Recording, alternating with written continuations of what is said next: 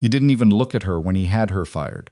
That was the part Amara Brooks couldn't let go of, not the humiliation, not the two security guards who escorted her out of the Meridian Events building with a cardboard box, and 3 months of unpaid overtime she'd never see, not even the way her colleagues kept their heads down and their eyes on their screens as she walked past.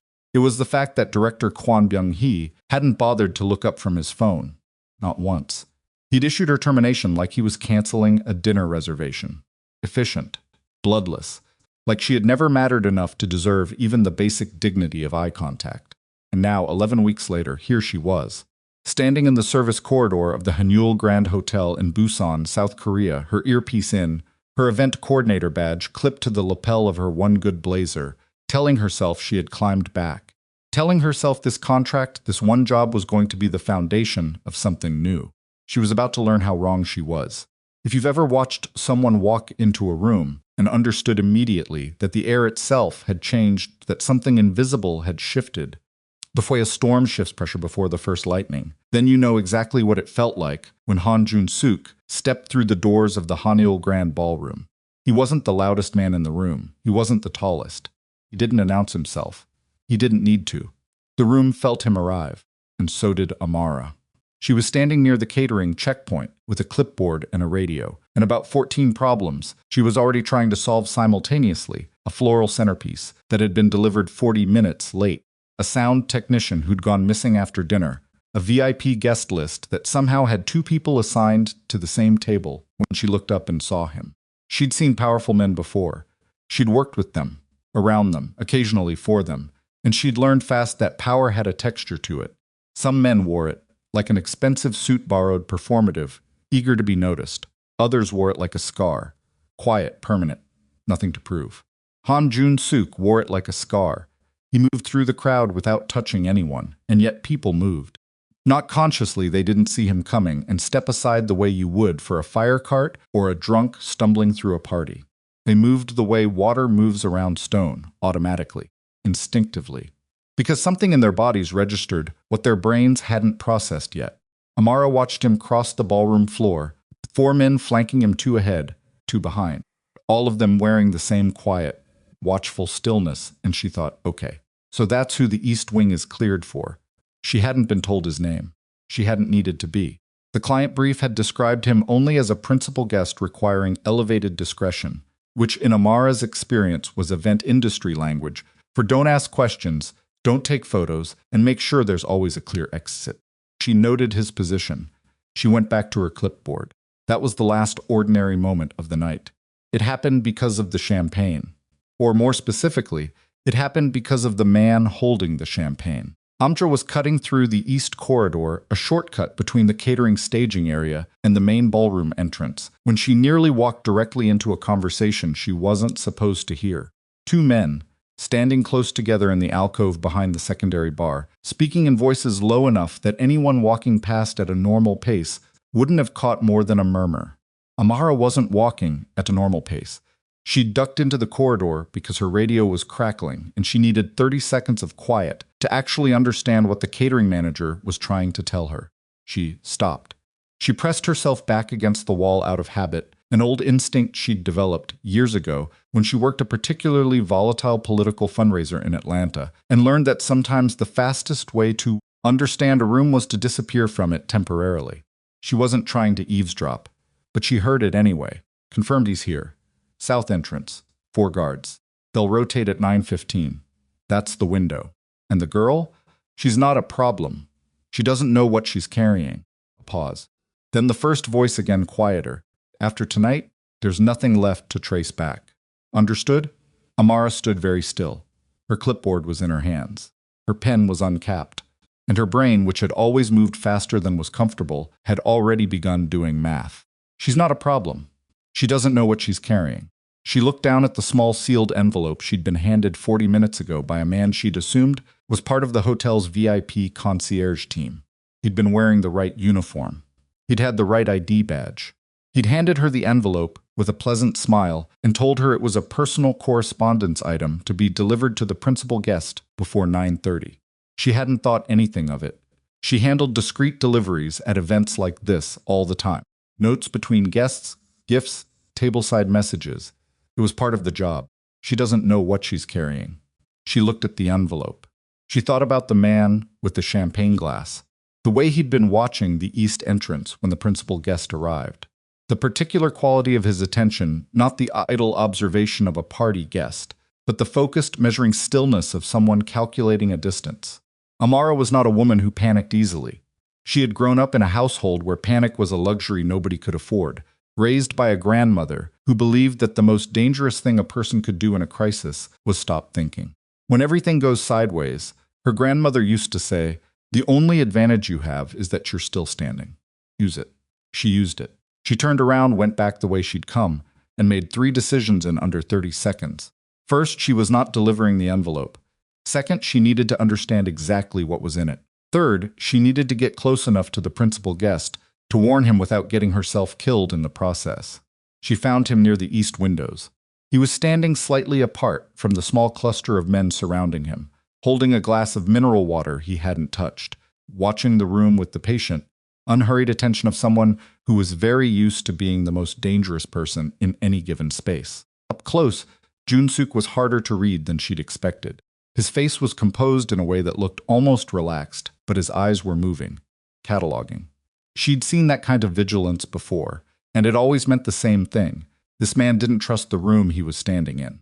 Smart, she thought, because he was right not to. She had approximately 4 minutes before the 9:15 guard rotation, which she'd just calculated was the same window the man in the alcove had mentioned. She had an envelope she wasn't going to deliver.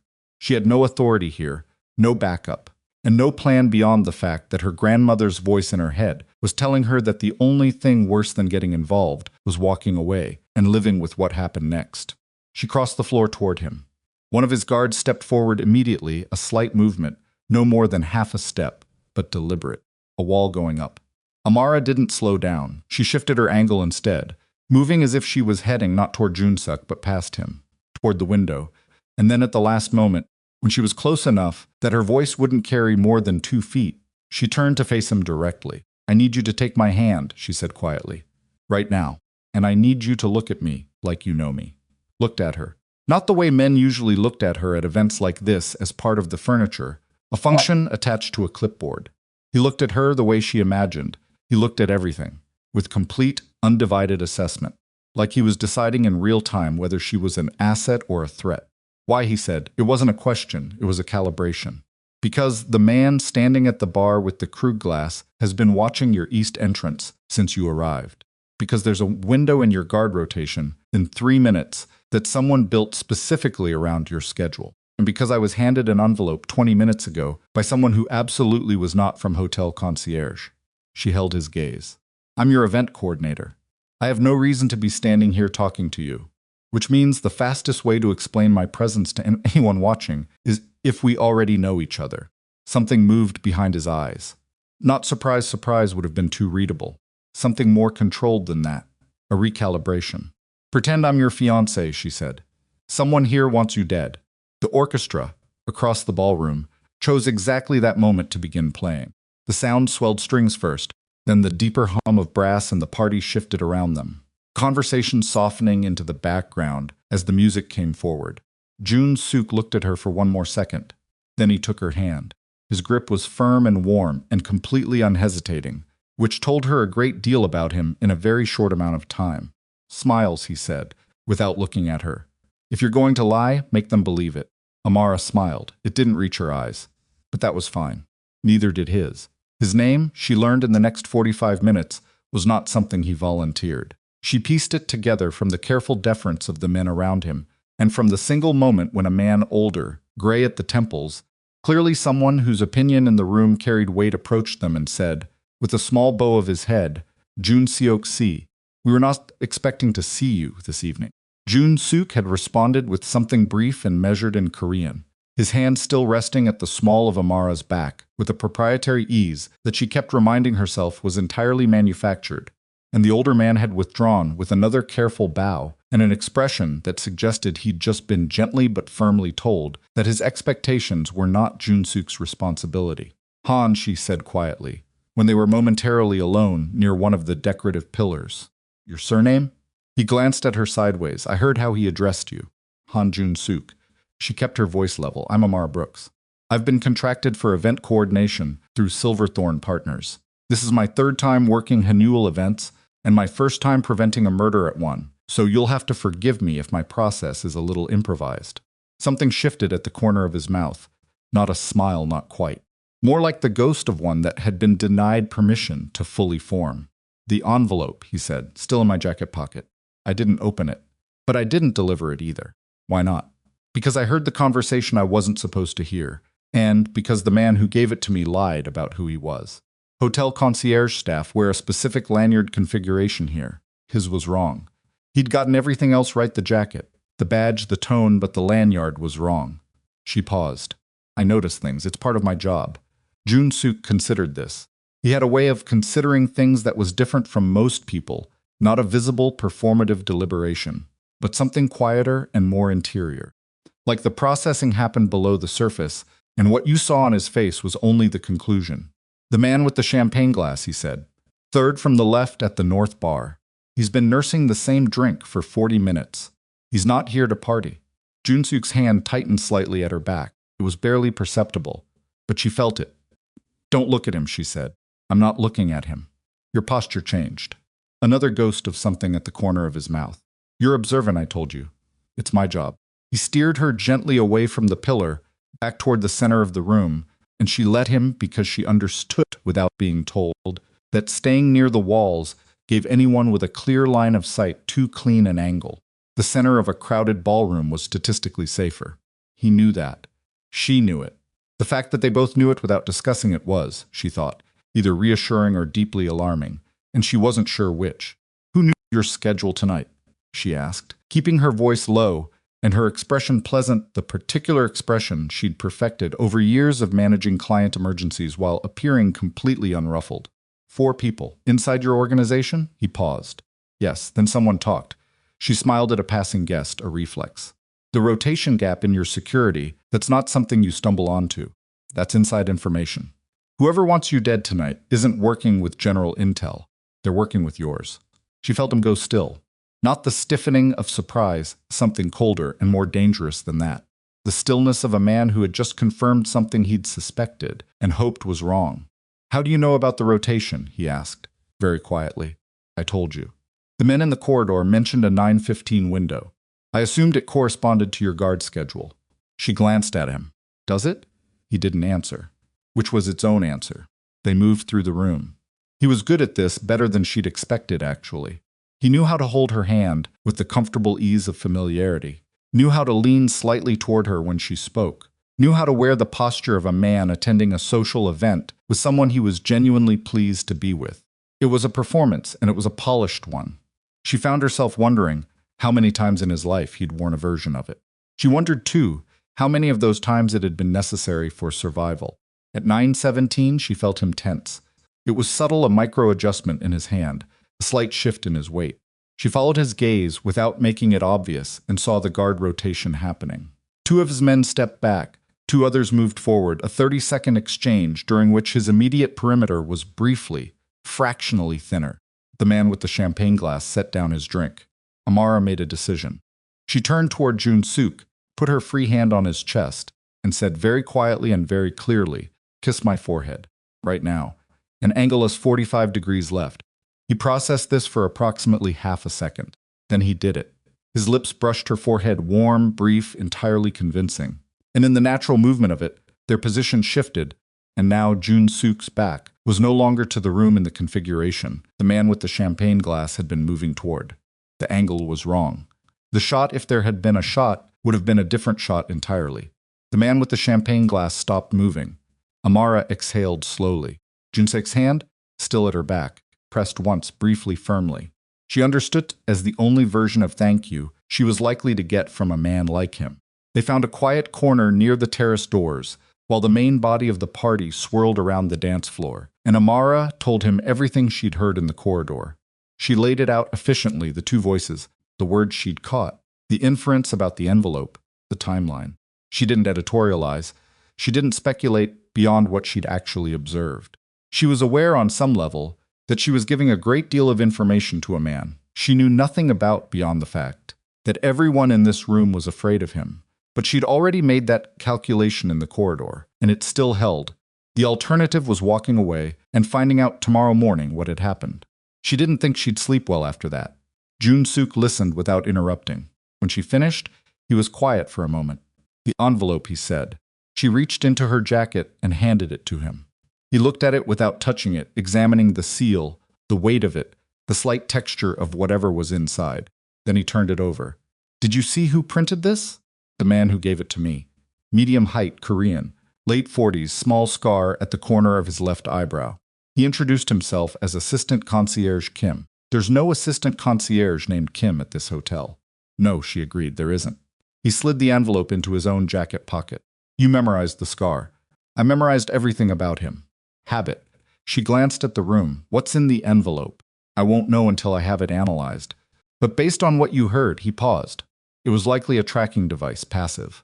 Would have activated when I moved to the East Wing for the private meeting at 10. She stared at him.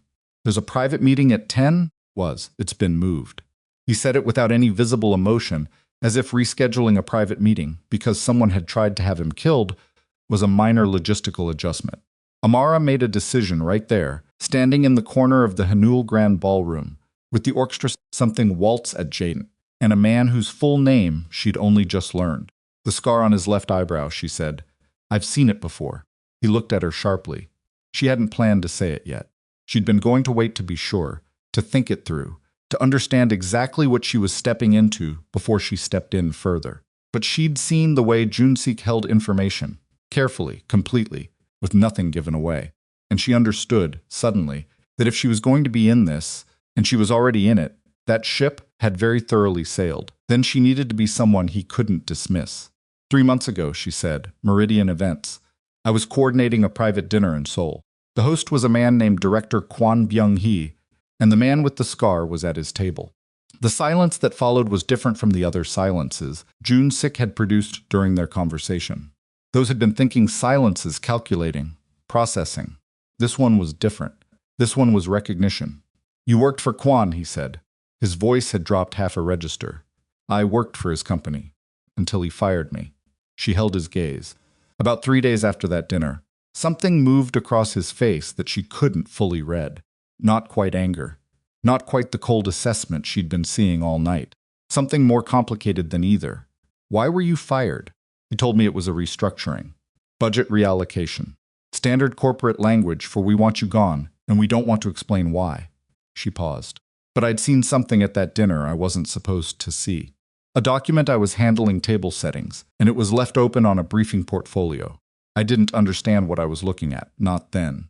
And now?" Amara looked at the room. At the man with the champagne glass, who had drifted toward the far end of the bar and appeared to be having a casual conversation with a woman in red, though his eyes kept tracking back. At the elegant, crystal-lit surface of the evening, which had already proven to be a great deal more dangerous than it looked. Now she said carefully, "I'm starting to understand." She hadn't told him everything. Not yet. There was more, there was considerably more, and some of it was stored not in her memory, but in a small encrypted drive that she'd been carrying for 11 weeks and hadn't known what to do with until exactly tonight. When the pieces had begun to fall into a shape, she could finally see clearly. But she gave him enough. She gave him the edge of it. And she watched Han Jun-suk, who trusted no one, decide whether he was going to trust her. It took him the rest of the hour to make up his mind. She could feel it not in anything he said, but in the specific quality of his silences. The questions he asked and the ones he held back. The way he occasionally looked at her when he thought she wasn't watching. That particular kind of assessment that goes beyond surface evaluation into something more uncertain, something almost reluctant. He was a man who had built his entire existence on reading people accurately, she understood. He had to be, you didn't survive in his world without that skill, honed to something close to perfect. And right now he was reading her, carefully and methodically, and she knew she wasn't making it easy, because she wasn't telling him everything. And he knew she wasn't telling him everything. And they both understood that the withholding wasn't deception, so much as self-preservation on her part. She had information. Information was the only leverage she currently had. In a room full of people who wanted Han Jun-sik dead, being useful was the only thing keeping her alive tonight. She was not particularly proud of that calculation. But she was alive, which was the current benchmark for success. The evening moved around them, guests shifting between the bar and the dance floor, the orchestra cycling through its repertoire, the warm murmur of a social event in full swing. To anyone watching, she and Jun-suk looked like exactly what they were pretending to be. Two people who knew each other well enough to stand in comfortable nearness, talking in low voices, occasionally scanning the room together with the practiced ease of a couple who'd spent time in spaces like this before. His men watched them. She noticed the watching discreet, trained but present. She wondered what they made of her. She wondered briefly whether any of them had already identified her and run whatever checks they ran on unfamiliar women who appeared in their employer's orbit. Probably. Almost certainly. She was mildly curious what that file looked like. At 10:40, the man with the champagne glass made his move. Not the violent move she'd been half bracing, for all evening something quieter than that. He approached a man near the exit, spoke briefly, and then both of them moved toward the service corridor that Amara had been using all night. Her corridor. She said quietly, East Service Corridor. Two of them. Moving now, Jun-suk didn't look. I see them. They're going toward the staging area. There's a secondary access to the hotel infrastructure through there. Elevator mechanics, utility rooms. She paused. If there's a device planted somewhere. Min-tae. He said, the name, the way you say something you've been working up to, not a realization, but a naming. A decision to give something a shape out loud. My man near the south pillar. White Pocket Square. She found him without making it obvious. Tall. Measured. A face that had been schooled into neutrality so thoroughly it had become a kind of face itself. He was watching Jun-suk with an attention that she recognized now, having spent the past hour and a half learning what wrong-shaped attention looked like. He's been watching you all night, she said. Yes. And you know him. For 11 years. Jun-suk's voice was flat and careful, the way voices get when they're carrying something heavy and have no intention of letting it show. He was at every critical moment of the last decade. Every decision. Every operation. She heard it, the specific weight of what he wasn't saying. He's the one who knew your schedule. He's the only one outside this building who had full access to tonight's security rotation. The orchestra finished its set. There was a pause, that brief, held breath between pieces when the room falls into a relative quiet. In that quiet, Jun-suk looked at her. Directly.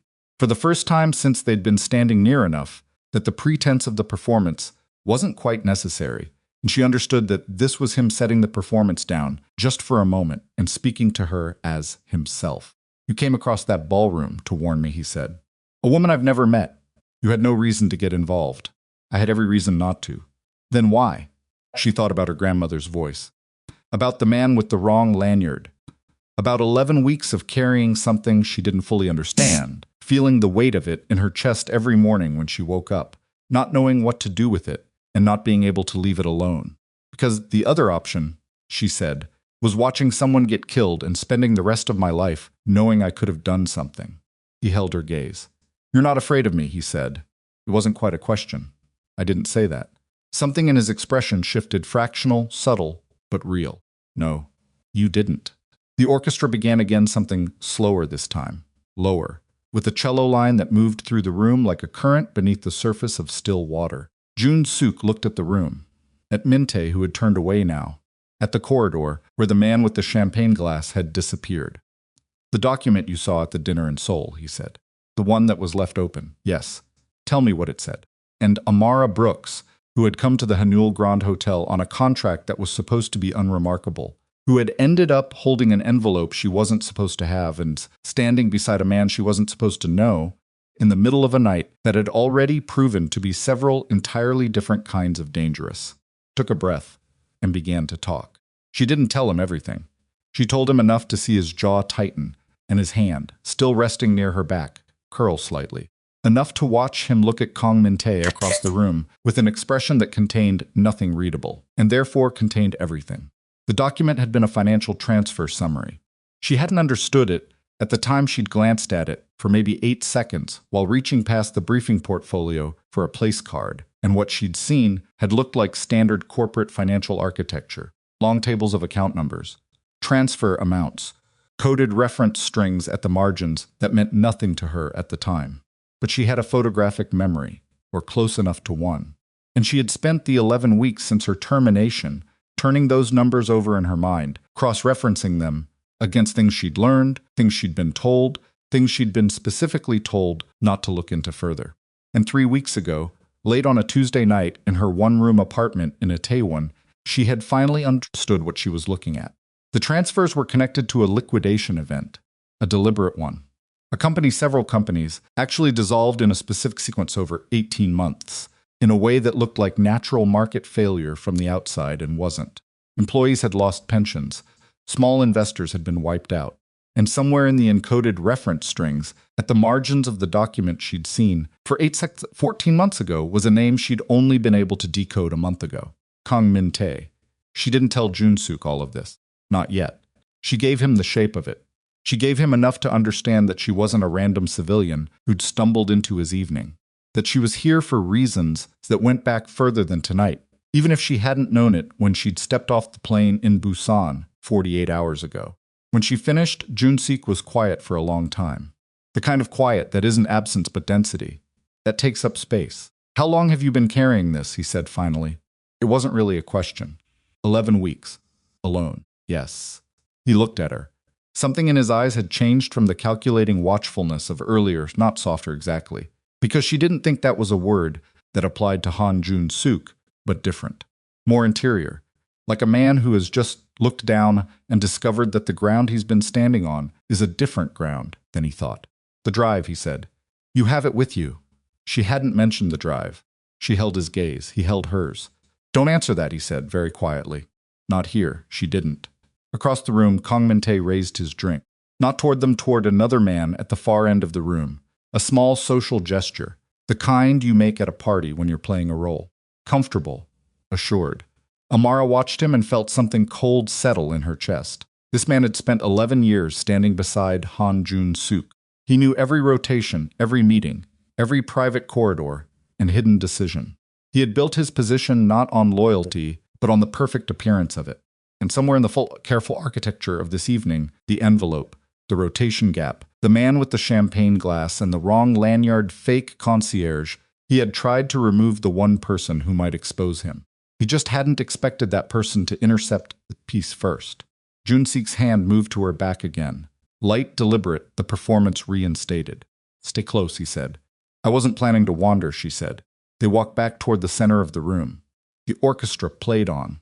The chandeliers threw their crystal light across the guests below, who laughed and drank and moved through the elegant evening, entirely unaware of what was moving beneath its surface. Amara kept her expression pleasant. She kept her hands steady. She kept her breathing even. And she thought about her grandmother, who had told her that the most dangerous thing a person could do in a crisis was stop thinking. She was still thinking. She was going to keep thinking all night, because the night, she was fairly certain, was not close to over. At 11:15, one of Jun-suk's men appeared at his shoulder and murmured something in Korean. Jun-suk's expression didn't change. He responded with 3 words. The man withdrew. "The service corridor," he said quietly. Someone was in the utility access point. "They're gone." Surveillance device? Disabled. But it was there. He paused. "Your timing earlier." "I moved when I could," he looked at her. "You moved before you could have known they were planting anything. You moved on instinct. I moved because the man with the champagne glass moved, and because I'd been paying attention for 90 minutes. She kept her voice even. "I don't operate on instinct. I operate on data. And what does your data tell you about right now?" She thought about it honestly, that there are at least 3 people in this room who know this evening didn't go the way it was planned, that 2 of them are going to report that failure to someone, and that the person who designed tonight's plan is going to need to understand what went wrong. She looked at him directly, which means they're going to look at you. And then they're going to look at whoever was standing next to you. Jun-suk was quiet for a moment. "You're telling me you're now a liability," he said. "I'm telling you that I was already a liability the moment I picked up that envelope. I just didn't know it in time to make a different choice." She held his gaze. "I made this choice. I'm not asking you to protect me from the consequences. But I think it's useful for both of us if we're clear about what the situation is." He looked at her for a long moment, that deep, reading stillness of his. "Most people," he said slowly, "when they realize they're in danger, become less useful. They panic. They want to be led. I told you," she said. "I notice things." He held her gaze for another moment. "The private meeting," he said finally. "The one that was rescheduled. I'm going to need to reschedule it again." "Tonight?" There are 4 people I need to speak to. He paused. And I'm going to need to understand, before that meeting, how much of what I think I know about my organization is actually true. Amara looked at him. She understood what he was asking without his asking it directly. I'll need to go through what I have, she said carefully. It's going to take time. We have until tonight ends. He looked at the room one more time at Minte, at the north bar where the champagne glass still sat abandoned, at the brilliant, oblivious surface of the evening. And then we're going to need somewhere else to be. He offered her his arm. The gesture was formal and precise, and entirely deliberately performative. She took it. They moved through the room together, the mafia boss and the event coordinator, playing the oldest kind of lie, surrounded by people who had no idea that the two of them were holding, between them, something that was going to change everything before morning. The orchestra played on. The chandeliers glittered. And somewhere beneath all of that light and warmth and careful performance, a night that had started as something Amara Brooks was supposed to survive professionally, was turning into something else entirely. Something she was going to have to survive in every sense of the word. She kept her chin up. She kept her breathing steady. She kept the pleasant, composed expression on her face that 11 years of event work had made second nature. And she thought, not for the last time, Grandma was right. The only advantage you have is that you're still standing. She was still standing. For now, that was enough. They left the ballroom at 11:43. Not dramatically, there was no signal, no obvious exit. Jun-Suk simply placed his hand at the small of Amara's back, said something brief to the man closest to him, and moved toward the terrace with the unhurried ease of a man who had decided the evening was finished. 2 of his guards fell into position ahead of them. 1 followed behind. The 4th, Amara noticed, remained in the ballroom, staying visible, maintaining the appearance that nothing had changed. She filed that away. He thought in systems. Even now, even with the night having gone sideways in ways he was still calculating, he was managing optics. He was thinking 3 steps out. That was either reassuring or terrifying. She hadn't decided which yet. The terrace was cold. Busan in late autumn had a specific kind of cold salt-edged, coming off the water, the kind that got into the joints rather than just the skin. Amara had left her coat with the event staff at the beginning of the evening because she'd been moving constantly and hadn't needed it. She needed it now. She didn't say so. Jun-Suk didn't offer his jacket either. He wasn't that kind of man. She was already fairly certain. He noticed her adjust her posture against the wind, a small thing, involuntary, and he moved slightly, positioning himself between her and the direction the cold was coming from. Not announced, not commented on. Just done, she noticed. She didn't comment either. My car, he said to the guard nearest him. The parking structure. Not the front. The guard moved. Jun-Suk looked at the water. You're going to tell me the rest of it now, he said. It wasn't phrased as a question, and it wasn't quite phrased as an order. It was simply a statement of what was going to happen next, delivered with the flat certainty of a man who had decided. Some of it, Amara said. He looked at her sideways. I'm not being difficult, she said. I'm being accurate. I'll tell you what's relevant to tonight. The rest is going to require more than a parking structure in 20 minutes. You don't trust me. I don't know you. That's different. She held his gaze. You don't know me either, and you've spent the entire evening trying to figure out whether I'm a threat. Have I been obvious? No, but I told you I noticed things. He was quiet for a moment. The water moved below them, black and restless, reflecting the hotel lights in long, broken streaks. The financial transfers, he said finally. The reference codes you saw in Seoul. Were Mintae's the only name you were able to decode? She had been expecting the question. She had been preparing her answer for the better part of an hour. No, she said. He went very still. There was another, she said carefully. Partial. I've been working on it for 3 weeks, and I'm not certain yet. I won't give you a name I'm not certain of. He turned to look at her fully. There was something in his expression she hadn't seen before. Not anger, not suspicion, but something rawer than either. Something that looked almost like a man discovering that the architecture of the last decade of his life had been built on a material he didn't recognize. How many transfers, he said. His voice was very controlled. 47 that I could count. 18 months. The total amount, she paused. It was significant. How significant? 9 figures. The number landed between them like something physical. Jun-Suk's jaw tightened. A small thing barely visible, but she was watching closely enough to catch it. Mintae had access to that kind of liquidity through your organization? She asked. Not legally. He turned back to the water. Not on any ledger I've seen. Then there's a ledger you haven't seen. He didn't answer her. He didn't need to. She could see it in the set of his shoulders, the specific tension of a man who is rearranging a world when he thought he knew, and finding that the new arrangement is considerably worse than the old one. One of the guards appeared at the terrace door. "Car is ready, sir." Junsuk nodded once. He looked at Amara. "The drive," he said quietly. "Wherever you're keeping it, it comes with us." "It's not here," she said. "It's at my hotel." Something shifted in his eyes. Not quite suspicion, more like the recalibration of a variable he'd assumed was fixed. "Which hotel?" "The Songdo. 15 minutes from here." He held her gaze for a moment longer than was comfortable. Then we go to Songdo first." The car was black, unremarkable, the kind of vehicle that blends into city traffic precisely because nothing about it announces itself. Amara sat in the back beside Junsuk, one guard in the front passenger seat, one following in a second vehicle. The driver navigated without being told where to go. He already knew. The city moved past the windows.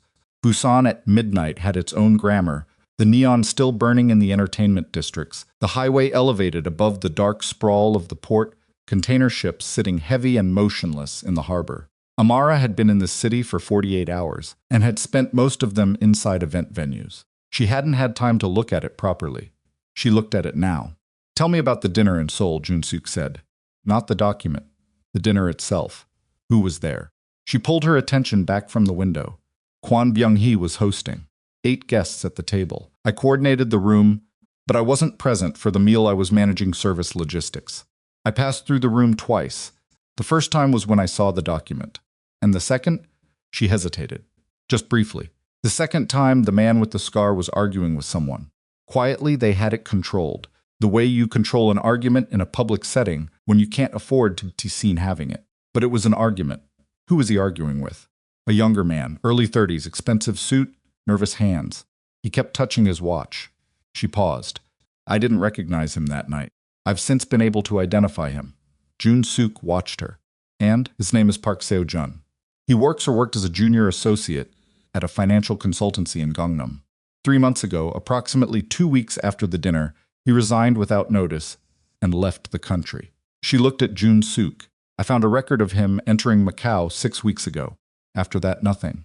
The car hit a section of rough road and swayed. Amara's shoulder touched Junsuk's briefly. She shifted. He didn't react. "Park Seo-jun," he repeated.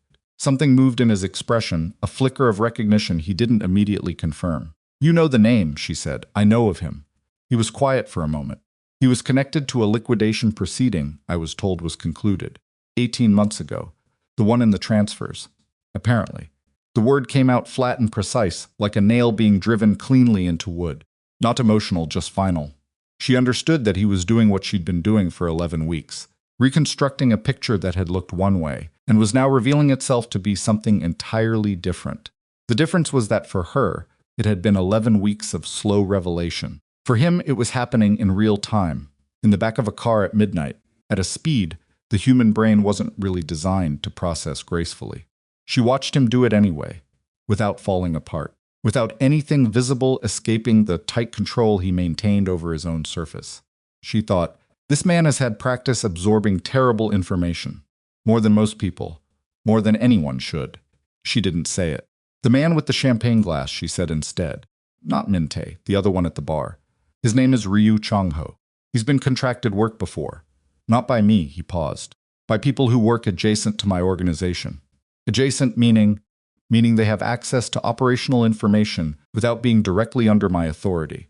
His jaw moved slightly, meaning there's an overlap I wasn't tracking closely enough. There it was. Not self-pity, something harder than that. The specific weight of a competent man acknowledging a failure of his own making. "You trusted Min-tae to manage that overlap," she said. He didn't answer. Which was its own answer. She looked back out the window. The Songdo district was emerging ahead, newer buildings, cleaner lines, the particular architecture of a city's ambition for itself. "Why did you really come to the dinner that night?" Junsuk said. She turned back. "I told you. It was a contracted job. Meridian Events doesn't work the kind of rooms Kwon Byung-hee books. He uses 2 firms, both of them with deeper ties to his corporate structure than your company had." He held her gaze. "You don't fit the profile of someone who should have been in that room." She was quiet for a moment. "You've been doing more than listening tonight," she said. I had 15 minutes in the ballroom when your attention was elsewhere. He held up his phone briefly, just enough for her to understand that the time he'd spent appearing to survey the room had also involved running checks on her name. Amara Brooks, former senior coordinator at Meridian Events, graduated from Georgia State. 8 years in event management, last 4 years in East Asia. No criminal record, no financial flags. He paused. One irregularity. She waited. A formal complaint filed against director Kwon Byung-hee 6 years ago through Meridian's internal HR system. Withdrawn 4 days later. She said nothing. You don't have to tell me what it was, he said. But I want to know why you were in that room. Amara looked at her hands for a moment. She had very steady hands, one of the things that made her good at her job. She could arrange a centerpiece in the middle of a crisis, and her hands wouldn't shake. They were steady now. A source contacted me, she said finally, before the dinner. Someone who knew I had access to that particular event space. They told me there was something in the room worth seeing and that I should find a way to be present. She paused. I didn't know the full context. I was told it was connected to a whistleblowing effort, targeting financial misconduct. I thought I was doing something that mattered. Who was the source? I don't know their real name. We communicated through an encrypted messaging platform. She looked at him. 2 days after the dinner, the account went dark. The platform itself was deregistered. She paused. After I was fired, I tried to trace back who might have set up the account. I got as far as an IP trace to a server cluster in Incheon, and then nothing. You did an IP trace yourself? My brother is in cybersecurity. I called in a favor. She held his gaze. I didn't go looking to be in the middle of this, but here I am. The car slowed. They had reached the Songdo district, the Songdo Beach Hotel tower visible ahead, its upper windows still lit. Jun-suk looked at her for a moment. The city light came through the window at an angle that made it hard to read his expression fully. But she caught enough of it to understand that the calibration happening behind his eyes had shifted again, not toward trust, exactly, but toward something adjacent to it, a provisional allowance. 5 minutes, he said. Get what you need. Don't touch anything else in your room. I wasn't planning to redecorate, she said. He almost smiled. Almost. Her hotel room was on the 14th floor. She went up alone. Jun-suk had decided that, and she hadn't argued, understanding that 2 of his men were positioned in the lobby and 1 in the stairwell, and that alone was a relative term in his world. She had 4 minutes, and she used them efficiently. She found the room exactly as she'd left it bed, made with hotel precision, her personal items arranged with the particular orderliness of someone who'd spent years living out of suitcases and learned to treat every temporary room as a system. She went to the second drawer of the bedside table, moved the complimentary notepad, and retrieved the small case she'd taped to the underside of the drawer frame 48 hours ago, inside the drive. And the printed photographs, 3 of them, small, taken on her phone and printed at a convenience store in Itaewon, the week before she'd flown to Busan. The photos were of the documents she'd spent 11 weeks reconstructing from 8 seconds of memory. They weren't perfect. There were gaps, details she'd been unable to recover, reference codes she'd only partially decoded, but they were enough. She looked at them for 3 seconds. Then she put them in the inner pocket of her blazer, tucked the drive into the case, and left. The second car, the follow vehicle, was gone when she returned to the lobby. She noticed it immediately. Jun-suk was still in the first car, the same position, but the second vehicle was absent. She caught one of his guards, exchanging a look with the driver that stopped being exchanged the moment she appeared. She got in. Problem, she said? Jun-suk was on the phone, speaking Korean in a voice that was too low to fully catch. He ended the call when she sat down. He looked at her. Where are we going? She asked. Somewhere that isn't here.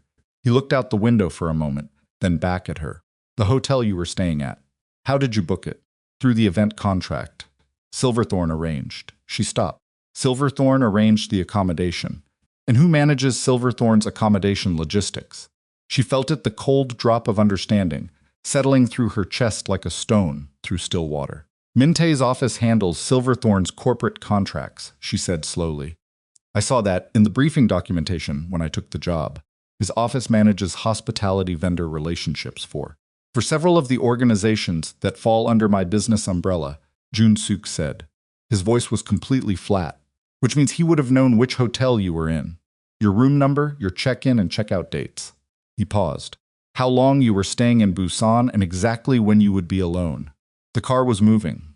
Faster now, she could feel the difference in the driver's handling, the lane changes. that were about efficiency rather than comfort. He arranged for me to be at that event tonight, she said. You were hired through a third-party contractor. Anyone looking at the staffing record would see a routine hire. He looked at her. But the original request came from Silverthorne, and Silverthorne's event contracts go through Minte's office for approval. She sat with that for a moment. He put me there, she said. He arranged for me to be the courier. You fit the profile of someone who could be trusted to carry something without knowing what she was carrying. Professional, discreet, no obvious connection to anyone in the room. His jaw tightened. And if anything went wrong, there would be a clean record of an independent contractor making an unauthorized delivery. The liability would trace back to you, not to anyone in my organization. Amara stared at the seat back in front of her. He didn't know about the document in Seoul, she said. He didn't know what I was already carrying. No, that was your private complication. He chose you for entirely different reasons. He paused. Which means the man who arranged to have you deliver an envelope tonight is not the same man who sent you the document 3 months ago. 2 different people, 2 different operations, and you walked into both of them. She absorbed this. The source who contacted me before the Seoul dinner that wasn't Minte. No. Minte doesn't know about the transfer documents. If he did, he would have dealt with you before tonight. He looked at her steadily. Someone else wanted you to see those documents. Someone who knew what they contained and needed a witness they could trust to remember it accurately. They knew about my memory. Someone did their research. She thought about the encrypted account. The careful, methodical instructions. The specific timing, not before the dinner, not after, but precisely calibrated to the moment when she would be in that room. There's a third player, she said. Yes, someone inside your organization, who isn't Minte and isn't the man with the champagne glass. Someone who wanted Minte exposed. She looked at him. Someone who chose me specifically to be the one to do it. That's my reading, he said. So I'm not just the person who stumbled across the wrong information. She held his gaze. I'm the person someone built a plan around. Yes. She breathed out slowly. The city moved past. And you don't know who that third person is. Not yet, neither do I. She thought about the encrypted account. The voice that had never been a voice, only text, only instructions. But they knew about your organization. They knew about Minte specifically. They knew who he was and what he'd done. She paused. That's not an outsider. That's someone close. Junsuk's expression didn't change, but she saw his hand, resting on his knee, tighten briefly. Close, he agreed, quietly, like the word cost him something. They drove for 20 minutes without speaking. Masara didn't fill the silence she'd learned early in her career, that silence in the presence of someone who was thinking was not something that needed to be managed. She sat with it. She let it exist. She thought about the photographs in her jacket pocket. 3 pieces of paper, fragile, imperfect, reconstructed from memory. She thought about the drive in the small case in her hand. She thought about 11 weeks of waking up in the dark at 3 in the morning with account numbers running through her head. She thought about the man sitting beside her who had spent 11 years trusting someone whose loyalty had been a performance from the start, who had tonight discovered in pieces in a hotel ballroom at a party he'd attended as a routine obligation that the architecture of everything he'd built was riddled with a rot he'd been living inside of for over a decade. She thought she understood on some level what that felt like. The specific vertigo of discovering that the story you've been telling yourself about your own life is missing several chapters you were never given permission to read. Not the same, not equivalent, but the edge of it, she knew that edge. The car turned off the main road and descended into a parking structure beneath what appeared to be a commercial building, vacant at this hour, the kind of place that didn't draw attention. The driver killed the headlights at the bottom of the ramp. Another car was already there, different from the follow vehicle she'd noticed was missing, newer. 2 men standing beside it that she hadn't seen before. Junsik said something in Korean to the driver. The driver nodded and got out. They were alone in the car. Amara looked at the 2 men standing by the other vehicle. Your people? Yes. They arrived 30 minutes ago. How did they know where to be? I sent a location while you were in the elevator. She looked at him. You moved fast, I had to. He didn't elaborate. She understood he'd needed to establish a fallback position before she returned from her room, in case what she brought back was not what she claimed, in case the whole evening had been something other than what it appeared, in case she was something other than what she appeared. He had prepared for the possibility that she was the threat. She didn't blame him. She would have done the same. The drive, he said now. She opened the case and handed it to him. He turned it over in his hands, a small thing, barely the length of his thumb, the kind that looked like a generic storage device. Completely ordinary. The photograph, she said, and reached into her blazer. She laid all three on the seat between them. He looked at them under the low, residual light of the parking structure. His face in that light was all edges and shadow, harder to read than it had been in the ballroom, whereas the chandelier light had given everything a warmth it didn't necessarily have. He looked at the photographs for a long time. Long enough that she stopped watching him and looked at the photographs herself, the reconstructed rows of numbers, the reference codes she'd painstakingly decoded over 11 weeks, the partial name she hadn't been able to confirm yet. Here, she said, and pointed at one of the margin notations. This code. I've decoded most of it. It corresponds to a numbered account in Singapore, opened 18 months ago, inactive now. But the pattern of transfers into this account matches my pattern, Jun-Suk said. She looked at him. His jaw was tight. His eyes were on the notation, the transfer pattern, the timing intervals, the amounts structured below threshold to avoid automatic flagging. That's how I move legitimate funds between holding companies. He was quiet for a moment. Min-tae watched me do it for years. He copied the methodology. He built a mirror system, she said, using my own structure as the template. He set the photograph down. If anyone ever audited the transfers, the pattern would point back to my accounts, not his. The full architecture of it landed in the silence between them. He was building an exit strategy, Amara said, and a frame, if he ever needed one. Jun-Suk picked up the photograph again, looked at the partial name in the margin. This I know, she said. I haven't been able to confirm it. I can confirm it. She stared at him. He set the photograph down. His voice, when he spoke, had a quality she hadn't heard in it before. Not anger, not calculation, but something quieter and more fundamental than either. The sound of a man saying something true out loud for the first time. The partial name, he said. The remaining encoded section. The account it corresponds to. He paused. It belongs to someone I brought in 2 years ago. Someone I vouched for personally. Someone who didn't exist before then, not in this organization, not in any record I had access to. He stopped. Because Min-tae created the identity.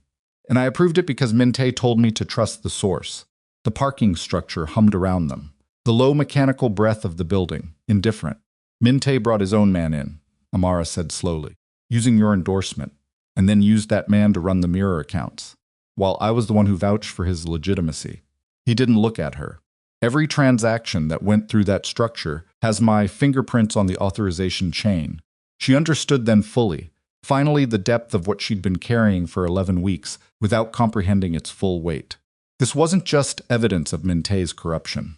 This was evidence arranged and structured with meticulous care that could destroy Han Jun-Suk completely. That could take the most powerful man in Busan's criminal underworld and dismantle him so thoroughly that by the time anyone looked for him, there would be nothing left but a paper trail, pointing to crimes he hadn't committed.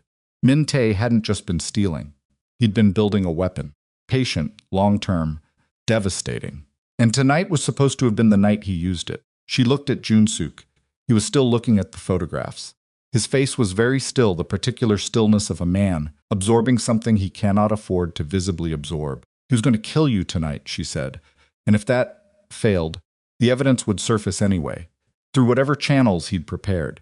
He exhaled slowly. A dead man can still be prosecuted. A seized estate can still be dismantled. He needed both. You dead and the frame in place. Yes. She thought about what it meant to spend 11 years planning something. To sit beside a man every day to share meals with him, to execute his instructions, to build a life inside his world while simultaneously, methodically, constructing the mechanism of his destruction. The patience that required. The coldness. The 4 men, she said. The ones who attended the confidential meeting.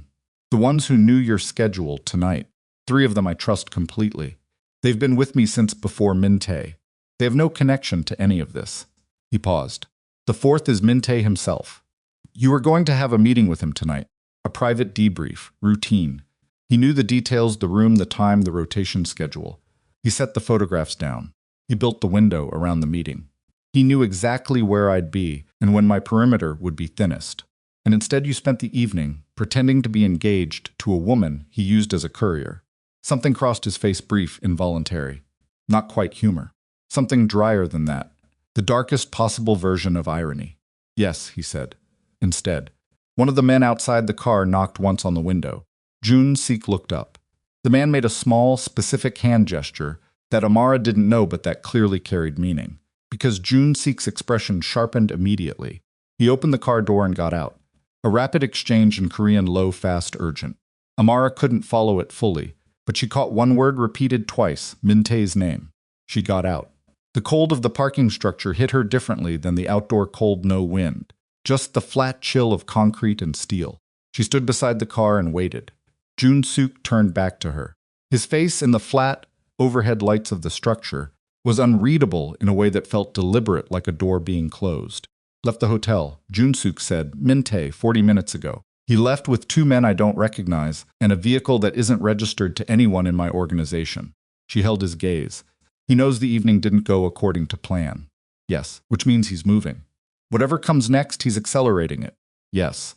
She thought about the drive in his hand.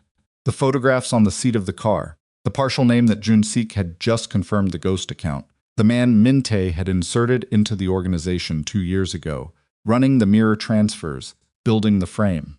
She thought about the encrypted source who had sent her to the Seoul dinner. The third player, the one still unidentified. The one who had chosen her specifically and built a plan around her memory and her presence in a room she had no business being in. She thought about the fact that Min-tae was moving, right now, at midnight in Busan, with 2 unregistered men and a vehicle that led nowhere. We can't wait until morning, she said. No. Jun-seok looked at the drive in his hand for a moment. Then he handed it back to her. She took it surprised. Keep it on you, he said. If something happens to me tonight, you're the only chain of custody that matters. She stared at him. What are you planning? I'm going to find him. He said it simply. And I'm going to end this tonight. Tonight. He looked at her directly.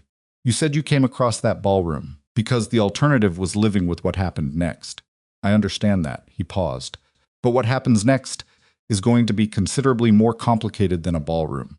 I need to know whether you understand that. She felt it, the weight of the question. The real shape of it. Are you still in? Knowing what you know now? Knowing that what comes next isn't an elegant evening in a hotel.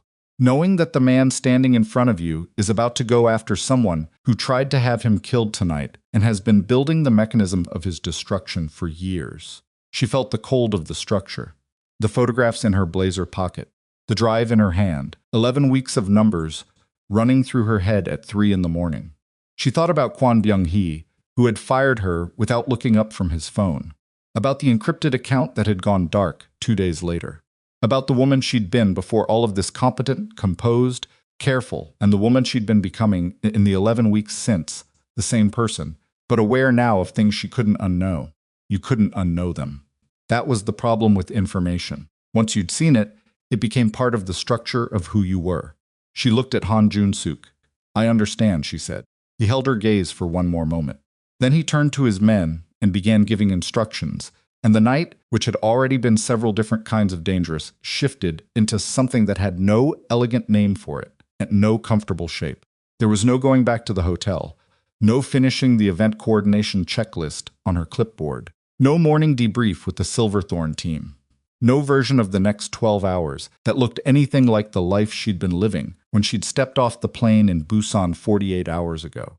She knew it, standing in that parking structure with cold concrete under her shoes and the photographs of reconstructed numbers pressed against her chest. She knew it, and she stood still, and she held the drive in both hands, and she did not look for an exit, because there wasn't one. Not anymore. The instructions came in pieces. Jun-seok moved through them with the economy of a man who had run operations in the dark, before brief, specific, no-wasted language. He spoke to each of his men in turn, and each of them absorbed their instructions and disappeared into the structure of the night, without acknowledgement beyond a single nod. Amara watched it happen and understood that she was seeing a system function not improvised, not panicked, but disciplined. The kind of discipline that doesn't come from training alone. It comes from surviving enough situations where panic was the difference between living and not. She filed that away too. The car moved again at 12:40. Different driver this time, one of the men from the second vehicle, younger, quieter, with the particular quality of attention that suggested he'd been chosen for competence rather than seniority. Jun-seok sat in the back again, Amara beside him. The city south side had thinned the entertainment districts, giving way to the industrial edge of the port, where the roads widened, and the lights spaced out, and the dark between them became more substantial. "Where are we going?" she asked. "An old facility. Shipping infrastructure, it's been converted. My people use it for secure meetings when the regular locations are compromised." He looked out the window. "Min-tae knows about 3 of my secure locations. This one he doesn't know because I never told him it existed. Why not? Instinct." He said it without apparent pride or self-satisfaction, just the flat statement of a fact. 2 years ago I had it prepared, and I didn't tell him. I couldn't explain the reason then. I can explain it now. She understood what he meant. The instinct that you couldn't justify at the time. The decision that looks like paranoia until the moment when it turns out to be the only reason you're still alive. "The 3 men you trust," she said. "You've reached them?" "2 of them. The 3rd is in Japan. He's traveling back." He paused. "Seo Dae-jung and Lim Chong-yun. They've worked with me since before Min-tae entered the organization. They were here when things were considerably less structured than they are now. They know what the early years looked like." He paused. "They'll understand what I'm telling them, and they'll believe you over Min-tae. They have reasons of their own to distrust Min-tae." His voice was careful, not evasive, but precise. "There have been tensions. Things I attributed to internal politics. I didn't look closely enough." She heard the self-assessment in it again, that same hard, unglamorous quality of a man refusing to let himself off the hook. She respected it more than she expected to. "You're going to move against him tonight," she said, "with 2 men and whatever resources you can access from the secure location.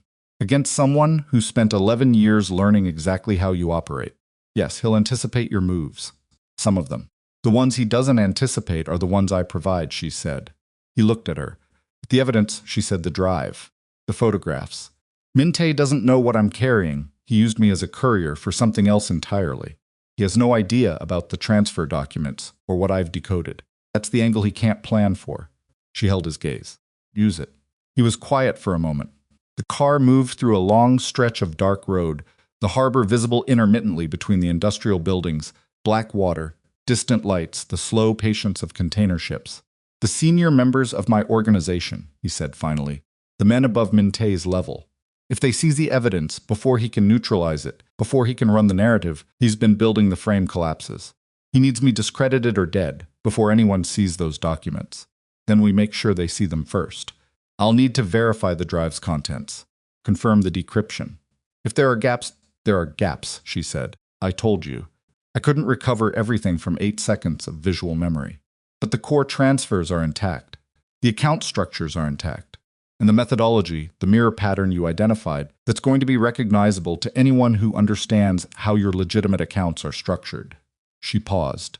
"Your finance people, the ones who manage the actual accounts, would they recognize the pattern?" He processed this. "Yes. Then they're the ones who need to see it first. Not the senior members, the finance team. Get them to confirm the methodology match, and then take that confirmation to the senior members. The technical validation makes the evidence harder to dismiss as fabrication." He looked at her with that particular quality of attention. She was beginning to recognize the recalibration happening in real time, the assessment being revised. "You've thought about this," he said. "I've had 11 weeks, she said. "I've thought about very little else." The facility was exactly what he'd described former shipping infrastructure, the bones of it still visible in the high ceilings and the massive roll doors along one wall, the concrete floor marked with the ghost lines of old cargo paths. It had been converted with brutal pragmatism. A long table, chairs, secure communication equipment along one wall, and nothing else. No effort at comfort. No concession to the idea that the people who used this room were anything other than people who needed a secure place to make hard decisions. Seo Dae-jung was already there when they arrived. He was a compact man in his mid-50s, with the kind of face that had been weathered into something simpler than it started, fewer expressions available, each one carrying more weight. He looked at Jun-suk when they walked in. Then he looked at Amara, then back at Jun-suk. His expression didn't change, but the quality of his attention did a sharpening, a recalibration. He said something in Korean. His voice was low and rough, the voice of a man who didn't waste it. Jun-suk responded, brief. The response was a few words. Amara caught only her own name, which he had apparently used without translation. Dae-jung looked at her again, longer this time. "He wants to know what you are to this situation," Jun-suk said. She met Dae-jung's eyes directly. "I'm the person holding the evidence." A pause.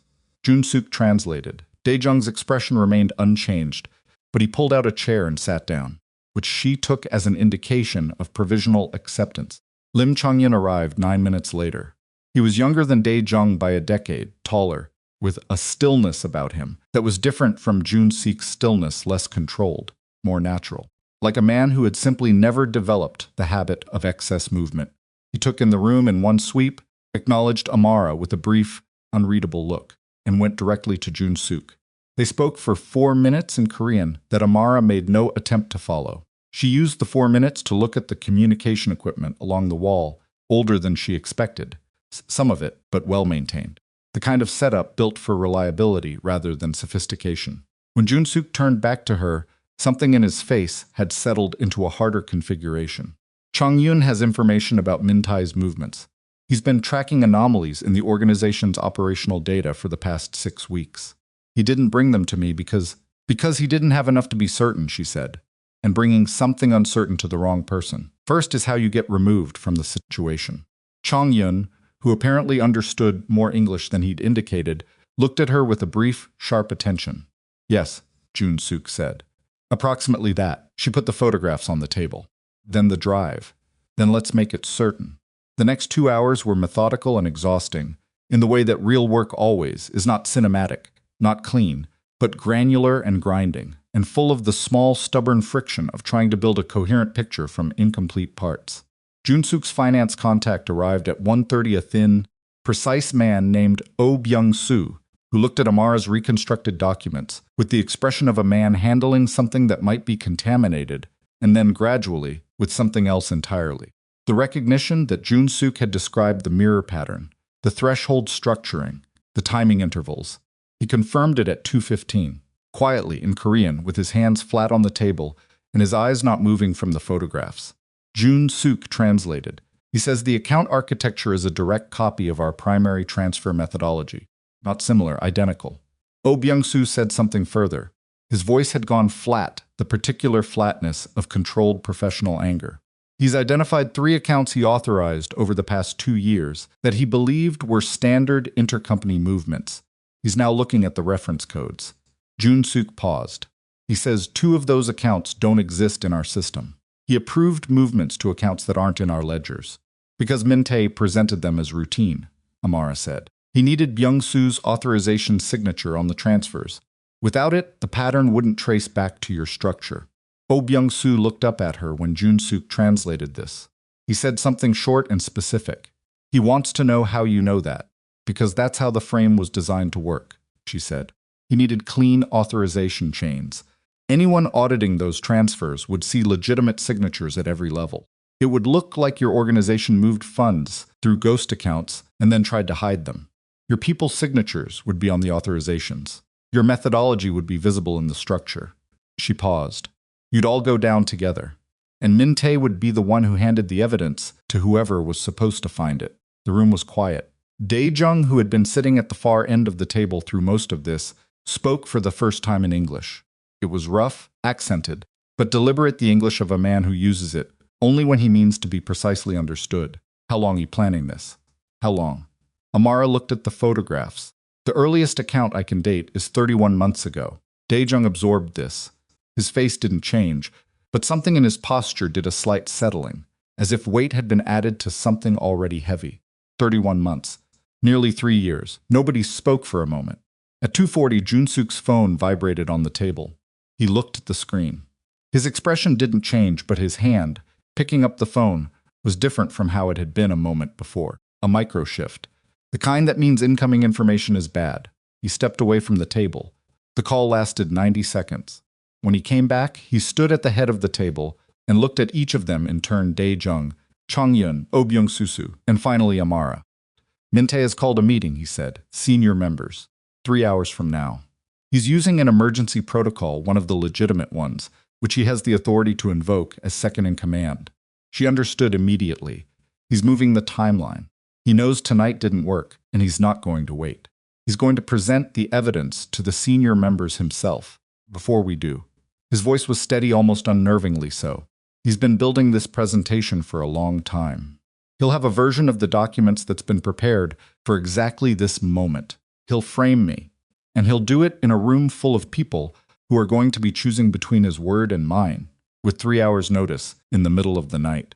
Chongyun said something rapid in Korean. He's right, Jun-suk said. If Min-tae gets to that room first, the conversation is already over. I walk in and I'm defending myself against evidence that's been presented by someone they've trusted for 11 years. The presumption runs against me. He paused. We need to be in that room before he opens it. How long to arrange a counter-meeting with the same people? Amara asked.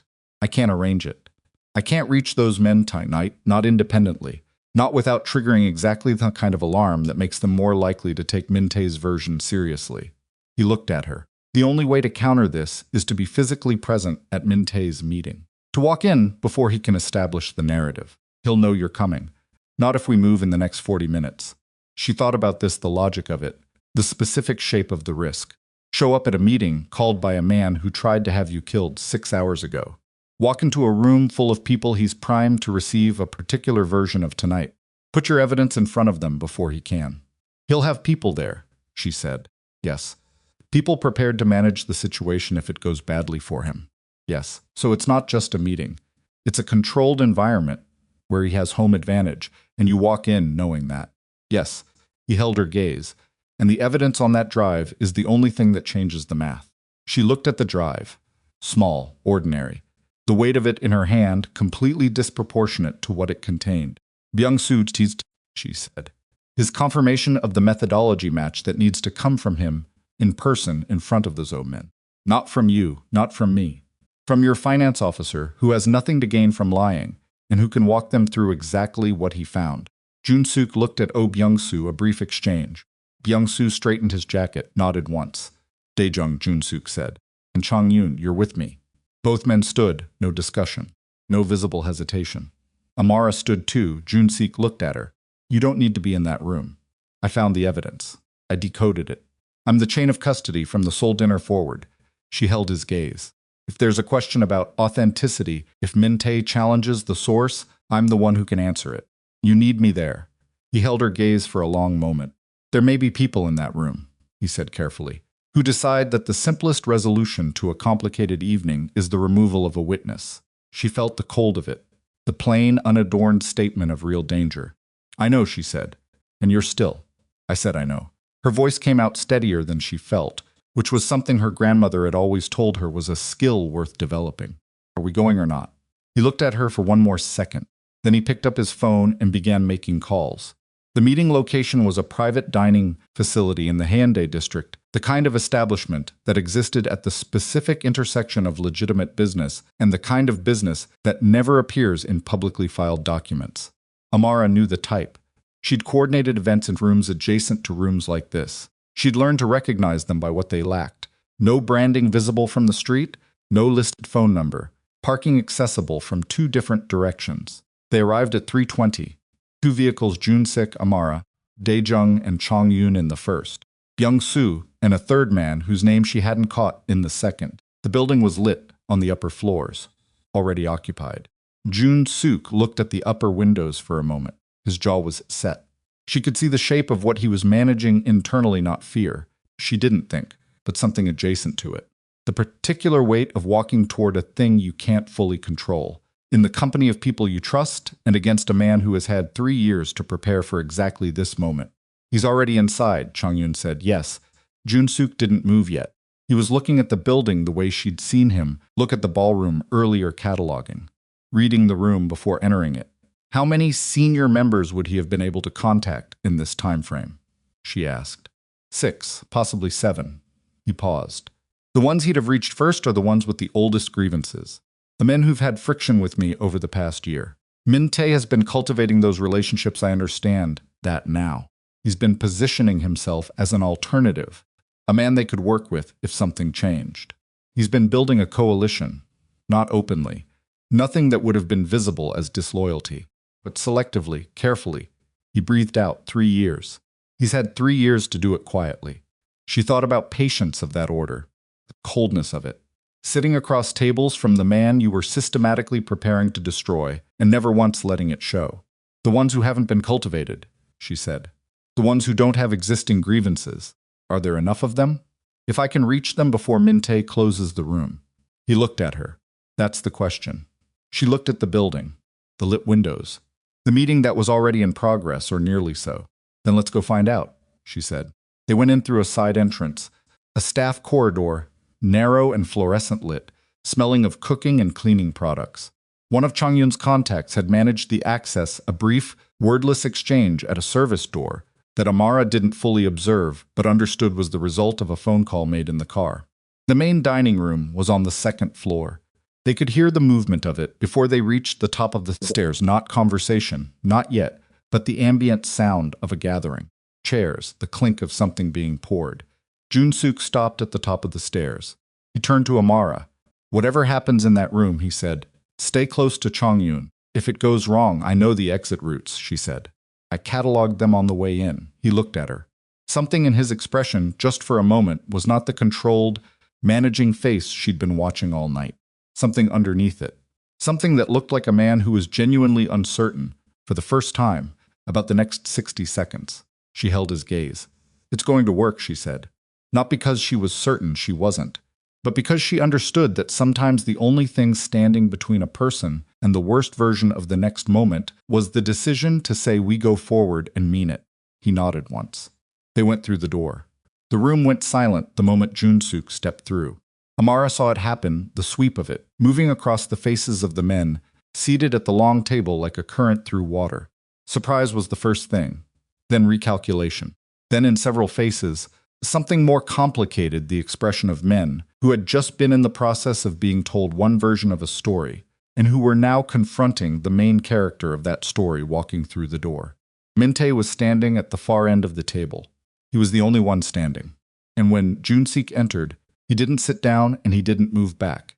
He stayed exactly where he was, and his face the face she'd studied across the ballroom for 3 hours. The face of a man who had spent 11 years making himself invisible settled into an expression that was extraordinary in its composure. Not guilt, not alarm. Something far more deliberate than either. The expression of a man who had prepared for this exact moment and was deploying his preparation now, in real time, without flinching. Jun-suk, he said. His voice was level, almost warm. I was going to contact you at dawn. I was trying to spare you tonight. The framing of it was immediate and precise. I was trying to spare you, positioning himself as protective, as someone managing a difficult situation on behalf of the man he was in the process of destroying. Amara recognized the technique. She'd seen it used in boardrooms. She'd seen it used by Kwon Byung-hee when he fired her. The language of concern as a weapon. Jun-suk didn't respond to it. He moved to the nearest end of the table, unhurried, and looked at the men seated there. She could see them 6 faces, some of them familiar to her from the ballroom earlier, others not. Older men, mostly. Men who had weight to them that came from decades of decisions made in rooms not unlike this one.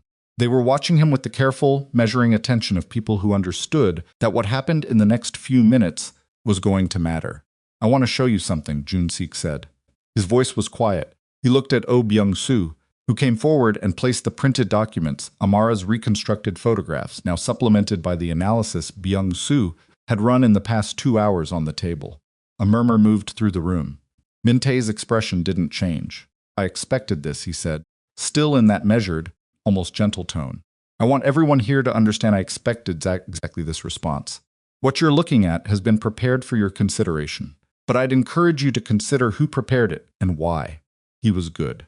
Amara had to acknowledge it. In the span of 30 seconds, he had already moved to reframe the evidence as the fabrication, preemptively, before anyone had looked at it closely enough to evaluate it independently. He was running the narrative at speed. She stepped forward. Not dramatically, just moved, so that she was visible, so that the men at the table could see her clearly. My name is Amara Brooks, she said. Her voice was level. She kept it that way. I'm the person who decoded the transfer documents you're looking at. I'm going to explain where they came from, and why you should care about the methodology pattern on page 3.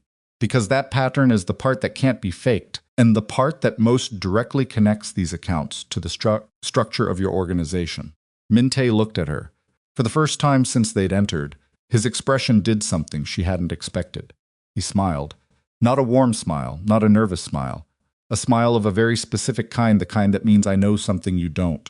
The cold of it went through her like a current. Ms. Brooks, he said pleasantly. I'm glad you're here. Actually, He looked at the men at the table. Because the person standing before you is the reason I called this meeting. Not Han Jun-suk. He paused. The transfer documents she's describing, I've seen them. I've known about them for 6 weeks. Because I'm the one who found them. He let that land. And when I traced their origin, I found something considerably more concerning than an internal embezzlement problem. He looked at Amara directly. Would you like to tell them what your connection to Director Kwon Byung-hee is? Or shall I? The room had gone very still. Amara felt her chest compress, a purely physical sensation, the body registering a threat before the brain has finished processing it. She looked at Jun-suk. His face had gone very still. Min-tae moved smoothly to the side table and picked up a folder. He opened it and placed several printed pages on the table, in front of the nearest senior member, a man she didn't know, heavyset, with a face like compressed stone. 6 weeks ago, Min-tae said, I discovered an anomaly in the Silverthorn hospitality contracts. Specifically, the identity of an event coordinator hired for tonight's function. He spoke calmly, as if he were delivering a quarterly review. Ms. Brooks was terminated from Meridian Events 11 weeks ago, following a private dinner hosted by Director Kwon Byung-hee, a man who has been attempting to consolidate influence over Korean financial networks for the past 3 years. The dinner included individuals with direct connections to 3 government financial oversight bodies. He paused. Ms. Brooks attended that dinner. She was the only non-Korean staff member present. 2 days later, she was terminated. He looked at the table. I want you to ask yourselves why a foreign event coordinator dismissed from her previous employer would resurface in Busan, attached to a function at which our principal would be present. Amara heard her own breathing. Steady, still steady. She made herself keep it that way. She was placed, Min-tae said. The evidence she's carrying was given to her, not found. Given. By someone who needed a carrier, someone who had no obvious connection to any investigation, who could move the documents in a way that looked organic. Who would tell exactly the story she's told tonight? He looked at Amara, and who would use a man she'd been assigned to get close to as the vehicle for delivering fabricated evidence that destroys an organization from the inside. The room was very quiet. She felt the faces turning toward her. Not all of them, but enough. The specific quality of doubt appearing in real time, the way it always does when someone has laid the groundwork carefully enough, not replacing conviction, but complicating it, making certainty feel dangerous. He had prepared for this. He had prepared for exactly this. She looked at Jun-suk. He was looking at her, not with accusation, with the specific stillness of a man waiting to see what she did next, waiting to understand something he hadn't fully understood yet. She made herself breathe. She made herself think. The encrypted account, she said. Her voice came out level. She aimed it at Min-tae directly. The source that contacted me before the Seoul dinner. You want these men to believe it was Kwon Byung-hee's operation. I want them to consider it, he said pleasantly. Then tell them the account was traced to a server cluster in Incheon. She looked at the men at the table. Tell them to run that trace themselves, tonight. And while they're running it, she looked at Min-tae directly. Tell them which organization has had infrastructure in that server cluster for the past 4 years. The first crack, barely visible, a microshift in his composure, tightening around the eyes. Gone before most people would have caught it. She caught it. I don't know what infrastructures. Yes, you do, she said, because the server cluster in Incheon is registered through one of your ghost companies. The same corporate entity trail that the second partial name in those documents traces back to. She looked at the table. The source that contacted me wasn't Kwon Byung-hee's operation. It was someone inside this organization who needed Min-tae's activities documented and needed a witness who couldn't be connected to any of you. Someone who knew what he'd built and couldn't move against him directly. She paused. And the reason Min-tae needs me to be Kwon's agent is because if I'm exactly what I've said, I am, then the evidence on that drive is real. And he can't survive real evidence. The room held its breath. Min-tae looked at her. The pleasantness was still on his face, but behind it something had shifted. The quality of his stillness had changed from the composed stillness of a man executing a plan to the very different stillness of a man rapidly recalculating. One of the senior members, the heavy-set man with the stone face, leaned forward and picked up Byung-soo's analysis from the table. He read it slowly. He set it down. He said something in Korean, short and low. Jun-sik responded, then Min-tae, then Jun-sik again. The exchange was rapid. She caught none of the words, only the rhythm of it, the specific cadence of men arguing something that matters. Then the heavyset man looked at Oh Byung-soo. Byung-soo spoke for 3 minutes, methodically. Without looking at Min-tae, he put his finger on specific figures in the analysis, the methodology pattern, the threshold structuring, the authorization signatures. He spoke in the tone of someone who has found something professionally unacceptable and is reporting it with the precision it deserves. When he finished, the room was very still. Min-tae said something. His voice, for the first time all night, had lost its warmth. It was flatter now, more exposed. The heavy-set man looked at him for a long moment. Then he said 2 words in Korean and set the analysis down. Jun-suk translated quietly. For Amara, he says, "Show me the other file." Min-tae didn't move. "He's asking you to produce the evidence you came here to present," Jun-suk said, loud enough for the room. "The documentation you told these men you had prepared. The evidence against me." He held Min-tae's gaze across the length of the table. "Show them." The silence stretched, and in that silence, Amara understood what was happening, the mechanism of it, the inevitable physics of a plan colliding with something it hadn't accounted for. Min-tae had come here to present a version of events. He had the version prepared, but the version required her to be discredited.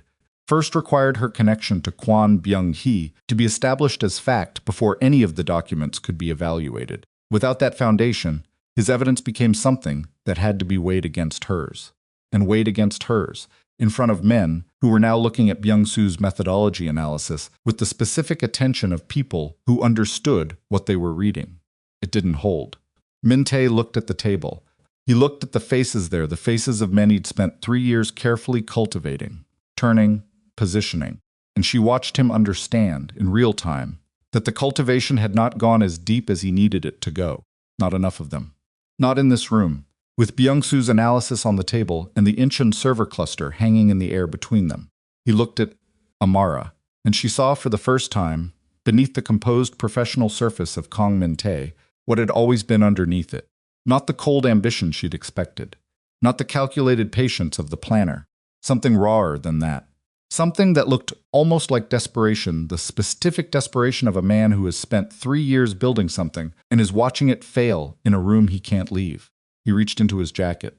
Everything happened very fast. Chang-yun moved, she felt it more than saw it. The sudden displacement of air as he stepped forward. Dae-jung's hand came up. 2 of the men at the table pushed back their chairs. Someone in the room said something sharp in Korean. Min-tae's hand came out of his jacket, holding a phone. Not a weapon. A phone. He held it up the screen, visible. Something on it she couldn't read from this distance, and he said something in Korean that stopped everyone where they stood. Jun-suk went very still. She looked at him. His face had done something she hadn't seen it do. All night had lost its careful control. For just a moment, in a way that told her the words that had just been spoken were not words she was prepared for. She took a step toward him. What did he say? Jun-suk looked at her. His jaw was tight. His breathing had changed barely, but she caught it. He says, "The drive you're carrying," he said slowly, "is a copy." She stared. "What?" He says, "The original drive, the complete version, with the unredacted account data and the full identity of the third party has been in his possession for 6 weeks. He paused. He says he received it from the same source that contacted you before the Seoul dinner. The floor of the room seemed to shift. She gripped the drive in her hand. "That's not," he's saying, "the source played both of you," Jun-suk said. His voice was very quiet. "He's saying the person who built this, the third party, didn't choose you to expose Min-tae." He looked at her. "They chose you to deliver the copy. And they gave Min-tae the original so that he would come to this meeting, so that both of you would be in this room. Tonight," she looked at the phone in Min-tae's hand, at the screen, at whatever was on it. "Who," she said, "who has the original?" Jun-suk looked at Dae-jung. Something passed between them, a look she couldn't decode, carrying weight she didn't have the context to measure. Then Dae-jung reached into his jacket and placed a second drive on the table. A drive identical to the one in Amara's hand. He spoke 3 words in Korean. She looked at Jun-suk. "He says he's had it since last week," Jun-suk said. The words came out very carefully, as if he was handling something fragile. "He says it was left in his car." With a note, he stopped. The note had my handwriting on it. The room had gone completely silent. Amara looked at Dae-jung's drive, at the drive in her own hand, at Min-tae, who had lowered his phone and whose expression had changed again, had moved past the desperation she'd seen a moment ago into something colder and more specific. She understood it then. The shape of the whole thing, the full architecture of what had been built around all of them. The third party hadn't been trying to expose Min-tae. They hadn't been trying to save Jun-suk. They had been doing something far more precise than either. They had been dismantling the entire organization, from the inside, using every player in the room as a mechanism. Min-tae, Jun-suk, Dae-jung, her. All of them moved into position. All of them carrying a piece. All of them pointing at each other. And whoever had done it wasn't in this room. She looked at Jun-suk. His face in the flat overhead light was the face of a man who had just arrived at the same understanding and who was doing the only thing left to do with it, standing still, holding it, and not yet knowing what came next. "The note with your handwriting," she said quietly. "When did you last write anything in that particular hand?" He looked at her. "Someone has been practicing your signature," she said. "Someone close enough to your life to have access to samples of your writing." She held his gaze. "Someone who's been inside your world for long enough." And the only question left, the one that sat in the silence between them, like something alive, was which one of the people in this room that someone was. The room held its silence for 4 seconds. Amara counted them. She had always counted things under pressure. It was the way her brain managed the gap between stimulus and response, filling the space with numbers so the fear couldn't get in. 4 seconds. Long enough for every person in that room to absorb the same thing she'd just said and begin running the same calculation. Someone in this room had forged Jun-suk's handwriting. She watched it move across the faces of the table, not panic, not for these men, but the specific reconfiguration of men who are reevaluating every assumption they'd walked in with. Who is standing next to me? Who handed me what? Who was I already trusting before I walked through this door? Min-tae moved first. Not toward the door, he was too smart for that, and the door was covered anyway. He moved laterally, 1 step toward the side table, and his voice came out, stripped of everything that had made it measured, and professional all night, raw now urgent. "Whatever she's suggesting," he said, and he was talking to the room, not to Amara, not to Jun-suk, is designed to create exactly this: confusion, mutual suspicion, a room full of men who stopped trusting each other long enough for someone to walk through the wreckage. "Sit down," Jun-suk said. Sit down, Min-tae." The quality of his voice was different. Not louder, quieter, actually, which was its own kind of dangerous. The voice of a man who has moved past the management of his own anger into something on the other side of it. Something that had no interest in managing anything anymore. Min-tae sat. Jun-suk looked at Dae-jung, at the drive on the table, at the drive in Amara's hand. He looked at them for a long moment, the 2 identical pieces of hardware, sitting 10 feet apart, each one claiming to be the thing that mattered. "Open both of them," he said. Oh Byung-soo looked up. "Here now." Byung-soo pulled a laptop from the bag he'd brought in the same bag he'd carried into the facility 40 minutes earlier, which told Amara that Jun-suk had anticipated needing this, had planned for it, had been running a parallel track inside his own head while everything else was happening. She filed that away, even in the worst moment of the night so far. He had been thinking ahead. Byung-soo connected Amara's drive first. The table watched the screen. A file structure appeared organized, layered, exactly what she'd put on it. The transfer documents, the decoded reference strings, the account architecture. Then he connected Dae-jung's drive. The same file structure appeared. Identical, at first glance, the same folder hierarchy, the same file names. But Byung-soo leaned forward, and his hands moved across the keyboard, and 30 seconds later, he said something in Korean that made 2 of the senior members straighten in their chairs. Jun-suk translated without being asked. Dae-jung's drive has an additional directory, encrypted, separate from the main evidence files. He paused. "It's large. Whatever's in it is not document files." "Audio," Amara said. Everyone looked at her. "The third party built both ends of the trap," she said. "The documents were the evidence they needed us to find and decode. But documents can be challenged, authenticity disputed, methodology questioned." She looked at the laptop screen. "Audio can't. Not if it's clean, not if it's dated." She looked at Jun-suk. "How long would it take Byung-soo to break the encryption?" "Depends on the method." Byung-soo was already working. His fingers moved with the specific efficiency of someone who had been doing this kind of work for a long time and had stopped performing competence, just exercised it. He didn't look up. He didn't offer a timeline. He worked. Min-tae said whatever is on that drive was planted. The entire thing was Dae-jung's voice, the first time he'd spoken, directly at the man all evening. Rough and low, and carrying something in it that stopped the sentence before it finished. He didn't say anything further. He didn't need to. The single word in that voice. with that weight, was sufficient. Min-tae went quiet. Byung-soo broke the encryption at 3:51 in the morning. The audio file was 47 minutes long. He played the first 90 seconds.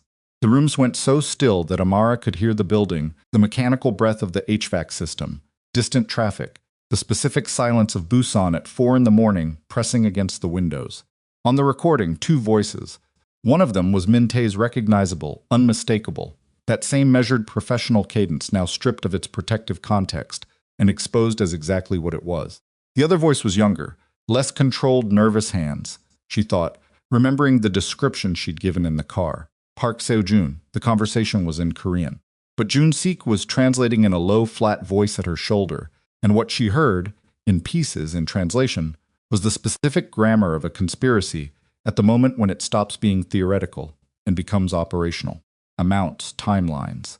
A name hers, in fact, which landed in her chest with a specific unpleasant weight followed by the word she won't know what she's carrying. The heavy-set senior member at the table reached forward and pressed pause.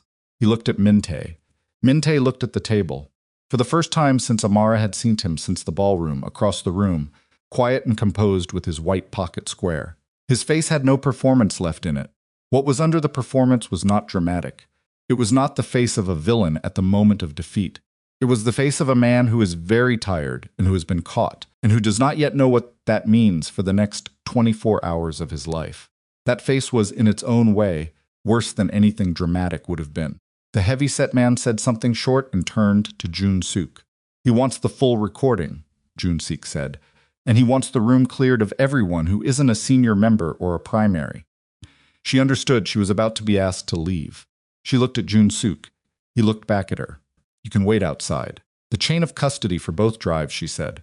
I need to be the one holding them until this is finished. A brief exchange with the heavyset man. Then he agrees. Byung-soo stays. The drives stay with you. He paused. The rest of it, this part is ours.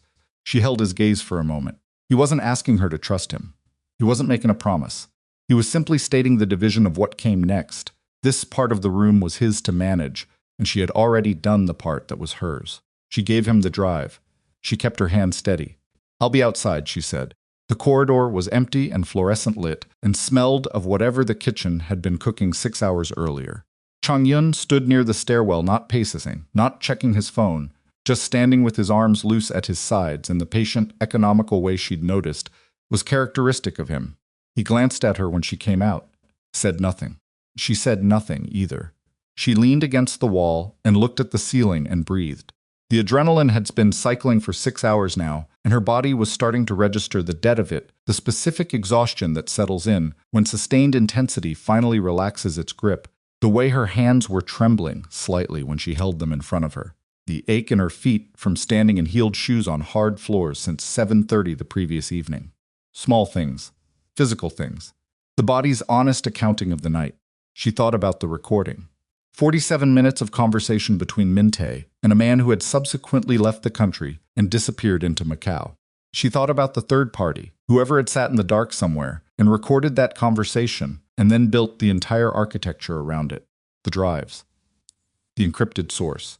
The careful surgical selection of her as the carrier. Someone who knew Min-tae well enough to get close enough to record him. Someone who knew Jun-suk's handwriting well enough to replicate it convincingly. Someone who understood the internal structure of the organization so precisely that they could predict months in advance exactly how each piece would fall. She thought about Dae-jung, the drive left in his car, the note in Jun-suk's hand. She thought about the 4 men who had known Jun-suk's schedule tonight, 3 of them trustworthy, one of them Min-tae.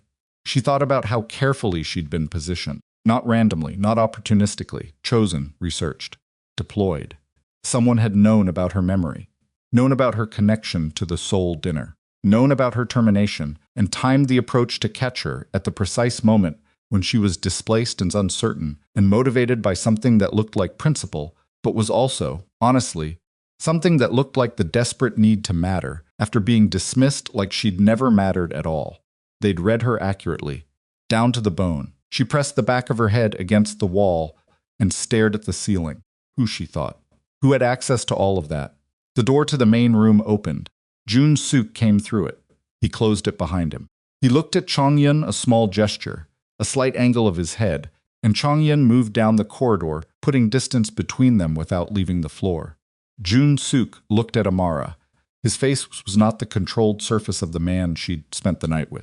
Something underneath had come through, not through fracture, not through collapse, but through the particular kind of exhaustion that finally makes performance unnecessary. He looked tired, genuinely tired.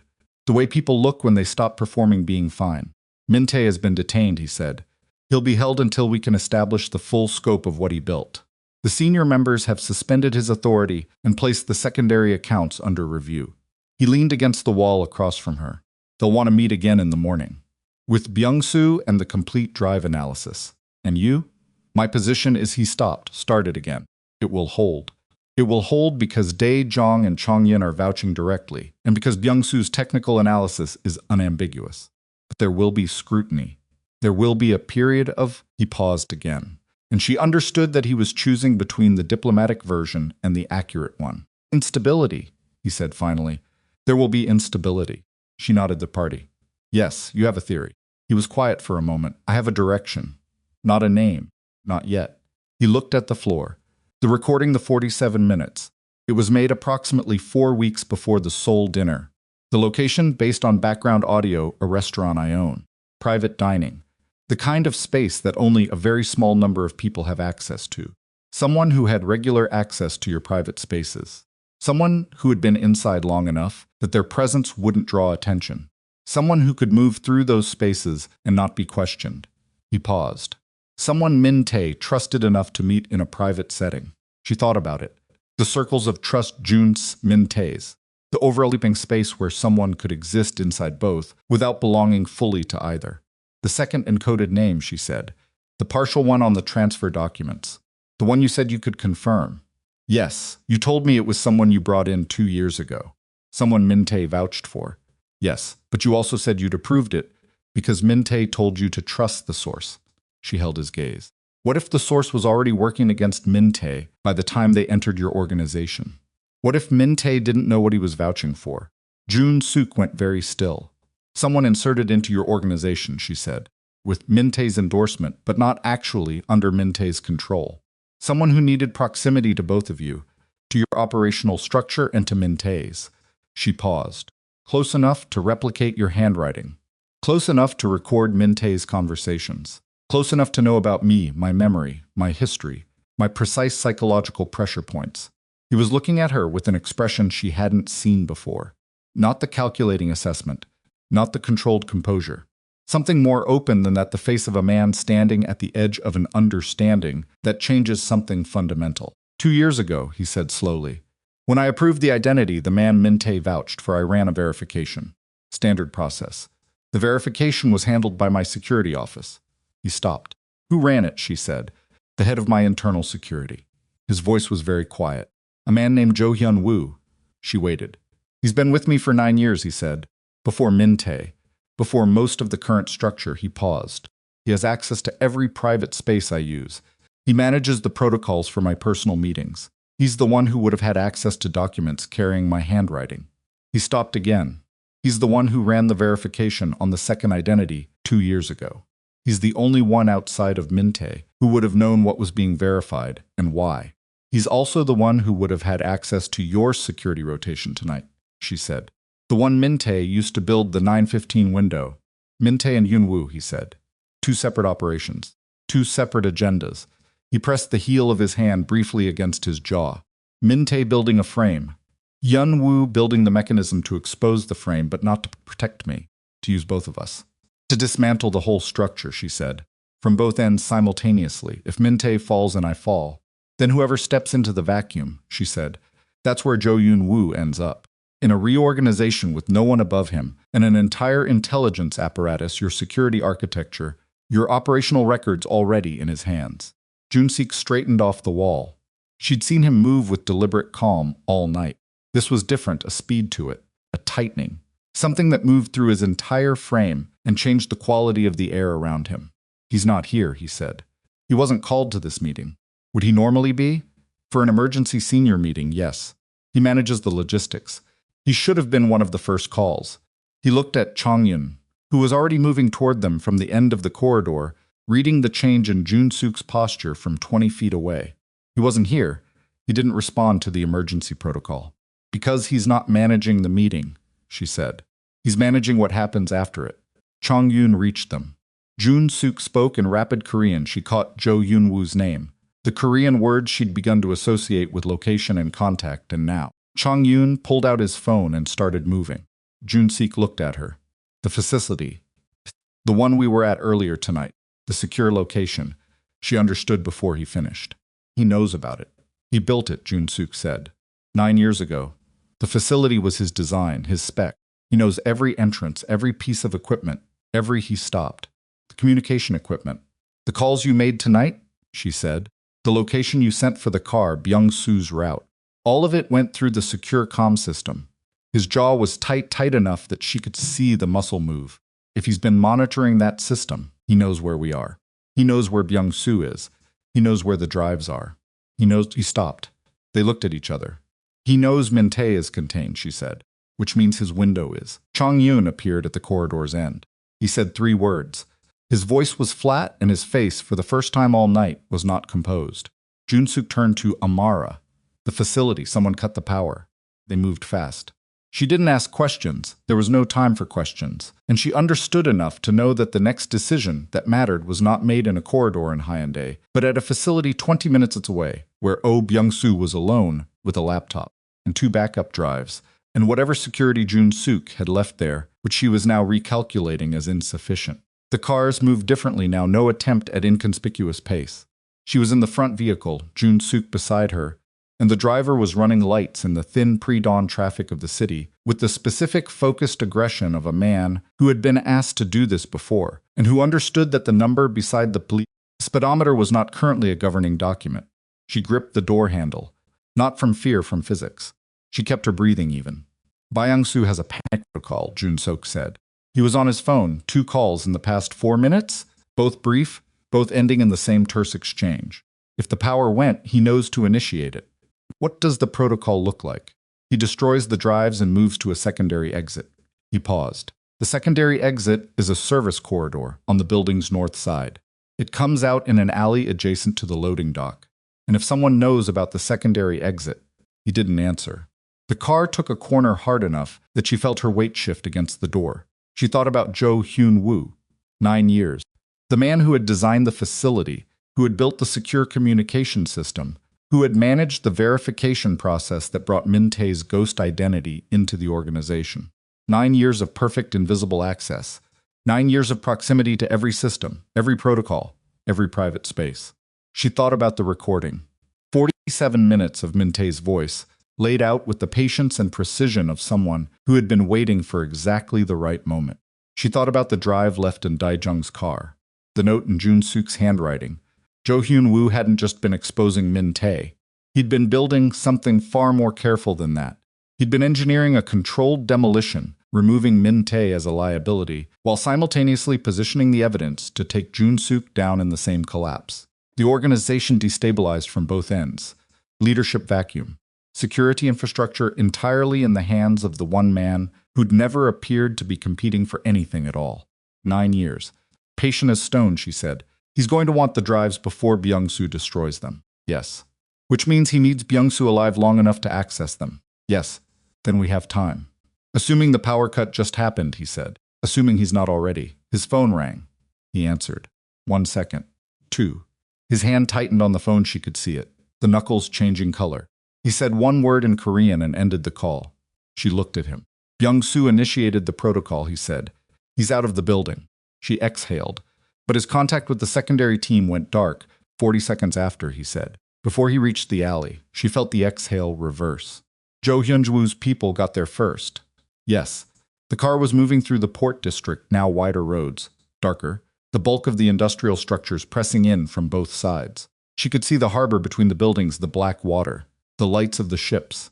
Dawn was still an hour away. The sky was the color of something that hadn't decided yet. He needs the drives intact, she said. If he destroys the evidence, he has no leverage over the senior members. He needs the complete audio file. The recording is what closes the case against Min-tae. If he's going to step into the vacuum, as the man who brought down a corrupt second in command, He needs that evidence clean and presentable. He needs to be the one who delivers it, Jun-suk said. Not me. So he takes Byung-soo, because Byung-soo is the one who can authenticate the drives for the senior members.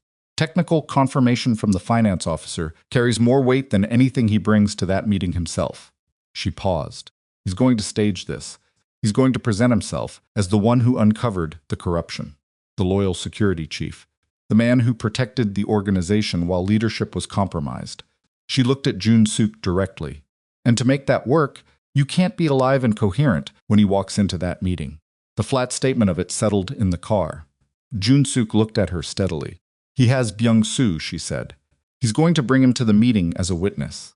In the next, she checked her watch. Hour and a half before the senior members reconvene. He needs to move fast. The meeting location, Jun-suk said. If he moves it, he can't. The senior members set the location. He doesn't control that, she thought. He's going to have to come to them, which means there's a window between here and the Hyundai location where he's exposed. The car slowed. They had reached the edge of the loading dock area, a wide, flat expanse of concrete bounded by warehouses and the chain-link edge of the port. The facility building was visible at the far end, dark as promised. The power cut had taken the exterior lights with it. Jun-suk got out of the car before it fully stopped. She got out behind him. The cold hit her immediately sea air, sharp and salt-laden, the first gray hint of dawn pressure coming off the water. Changhyun was already out of the second vehicle, moving toward the facility's north face. She stayed with Jun-suk. He was looking at the building that same reading quality she'd seen in the ballroom, in the parking structure, every time he entered a new space. Cataloging. Planning secondary exit, she said, north side. You said alley adjacent to loading dock, yes. If Byung-soo went out that way 40 seconds before contact went dark. She was doing math. He didn't get far. He's either still in the alley or they've moved him to a vehicle nearby. She looked at the loading dock. The dock runs along the entire north face. 3 access points. If they have a vehicle east end, Jun-suk said, there's a service road. It's the only vehicle access on the north side. He was already moving. She went with him. Not because she'd been told to, he hadn't said anything to her. She went because she understood that what happened in the next 20 minutes was either going to close this or end it, and she was too far inside the thing to stand at the edge of it now. The dock was dark and cold and enormous. Their footsteps were loud on the concrete. She adjusted her gait, rolling her weight to the balls of her feet, reducing the impact. Jun-suk, she noticed, had already done this. He moved through the dark with a quiet she couldn't fully account for given his size, the adaptation of someone who had operated in dark spaces before, and understood that sound was a currency. The East Service Road emerged from between 2 warehouse buildings. A vehicle dark, large, running dark, was positioned near the north face of the facility, not parked, engine running. She saw the heat shimmer off the exhaust in the cold air. Jun-suk stopped. She stopped beside him.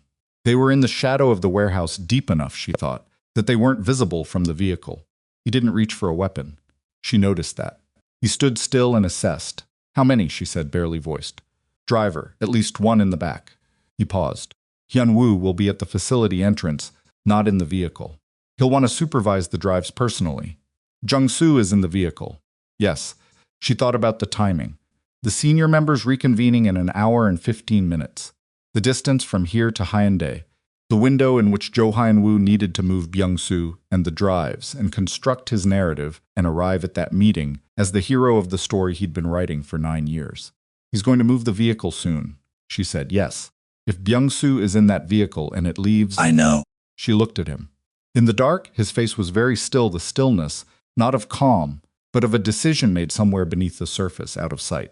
You need me to do something, she said. He looked at her. You need me to do something, she said again. Because you can't approach the vehicle from this angle without being seen. And if Chang-yun is moving on the facility entrance, you can't split further without, she thought, the driver. If the driver's attention moves, if there's a distraction at the east end of the dock. No, he said. I'm not asking permission, she said. I'm telling you what the geometry of this situation requires. You're not trained for...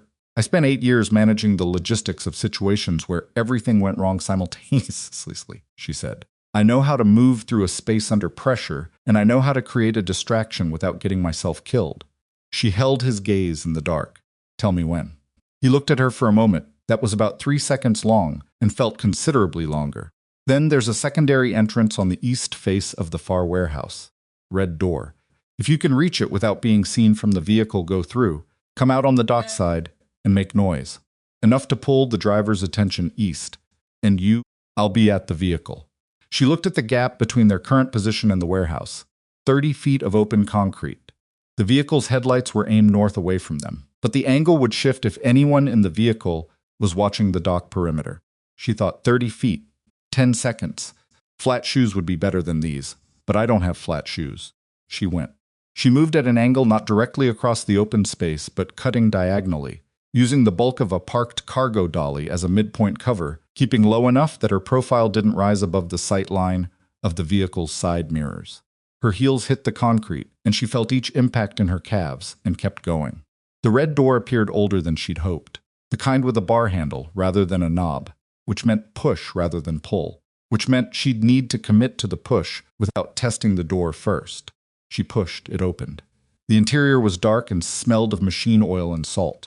She moved through it, shelving on both sides, something that caught her shoulder and swung. She grabbed it before it could fall, and emerged on the dockside 20 seconds later, breathing harder than she wanted to be. She looked at the vehicle. The driver's window was visible from this angle. She could see the shape of the driver's head, the faint glow of a phone screen. She picked up a length of chain from the dock equipment rack beside her. She threw it across the concrete toward the far east end of the dock. The sound it made was enormous in the pre-dawn quiet, a crashing, clanging cascade that echoed off every hard surface and bounced back from the warehouse walls in a cacophony that was impossible to locate precisely. The driver's head came up. The phone went dark. The driver's door opened. She pressed herself back against the warehouse wall and didn't breathe. At the vehicle's far side, in her peripheral vision, she saw Jun-Suk move. He moved the way she'd been trying to describe to herself all night, not fast in the obvious sense, not the performative speed of action sequences, but with the specific directness of someone who has already removed all hesitation from the equation. The driver was at the east end of the dock, looking for the source of the chain crash. The vehicle door on the near side opened. She heard a brief, contained sound, not loud, not violent, nothing cinematic, just the particular short impact of a situation being resolved. Then Jun-Suk's voice, low and controlled, clear. She came off the wall. Byung-Soo was in the back of the vehicle, zip-tied at the wrists, a cut at his temple that had bled and dried, eyes wide and alert and unmistakably alive. He said something in Korean when he saw Jun-Suk. He said something else rapidly, gesturing with his bound hands. Jun-Suk cut the restraints with something from his jacket pocket. He spoke briefly to Byung-Soo, who responded in a rush of words. She waited. The drives, Jun-Suk said. Hyun-woo has them. He's inside the facility. He was checking the file integrity when they moved Byung-Soo to the vehicle. She looked at the facility. Dark. Quiet. He doesn't know we're here, she said. Not yet. She felt it, the specific pressure of the next decision. Hyun-woo inside. Alone probably, or nearly so, the drives in his hands. The senior meeting in just over an hour. If he comes out and finds this, she gestured at the vehicle, the unconscious driver, Byung-Soo sitting on the dock concrete, rubbing his wrists. He'll run, Jun-Suk said, with the drives. Yes. She looked at the facility entrance, the dark building. The 9 years of architecture that Jo Hyun-woo had built, careful, patient, invisible. The 47 minutes of recording, the fake handwriting. The encrypted source that had led her across the Pacific and into a ballroom and out the other side into this cold dock at 4:30 in the morning. Then we go in, she said. Jun-Suk looked at her. Byung-Soo looked at her. The dawn was still holding back. The sky still that undecided gray. The harbor still black and patient beyond the chain link. He nodded once. And they went toward the dark building together. And the cold wrapped around both of them. And something inside. 9 years of carefully constructed betrayal was waiting to find out whether it had been enough. The facility swallowed them whole. No emergency lighting. Han-woo had cut the power completely, which meant he'd also cut the backup relay, which meant he knew exactly which breaker controlled which system, and had planned this specific configuration in advance. The darn's inside was total and immediate, the kind that doesn't adjust to after a few seconds, because there was nothing to adjust to. No windows on the ground floor, no residual light from the harbor. Just the flat, absolute dark of a building that had been deliberately blinded. Amara stopped moving the moment she cleared the entrance. She stood still and let her other senses catch up. The smell of the place, machine oil, concrete, the faint metallic signature of the communication equipment along the far wall.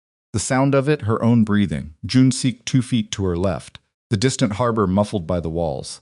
And underneath those sounds, something else.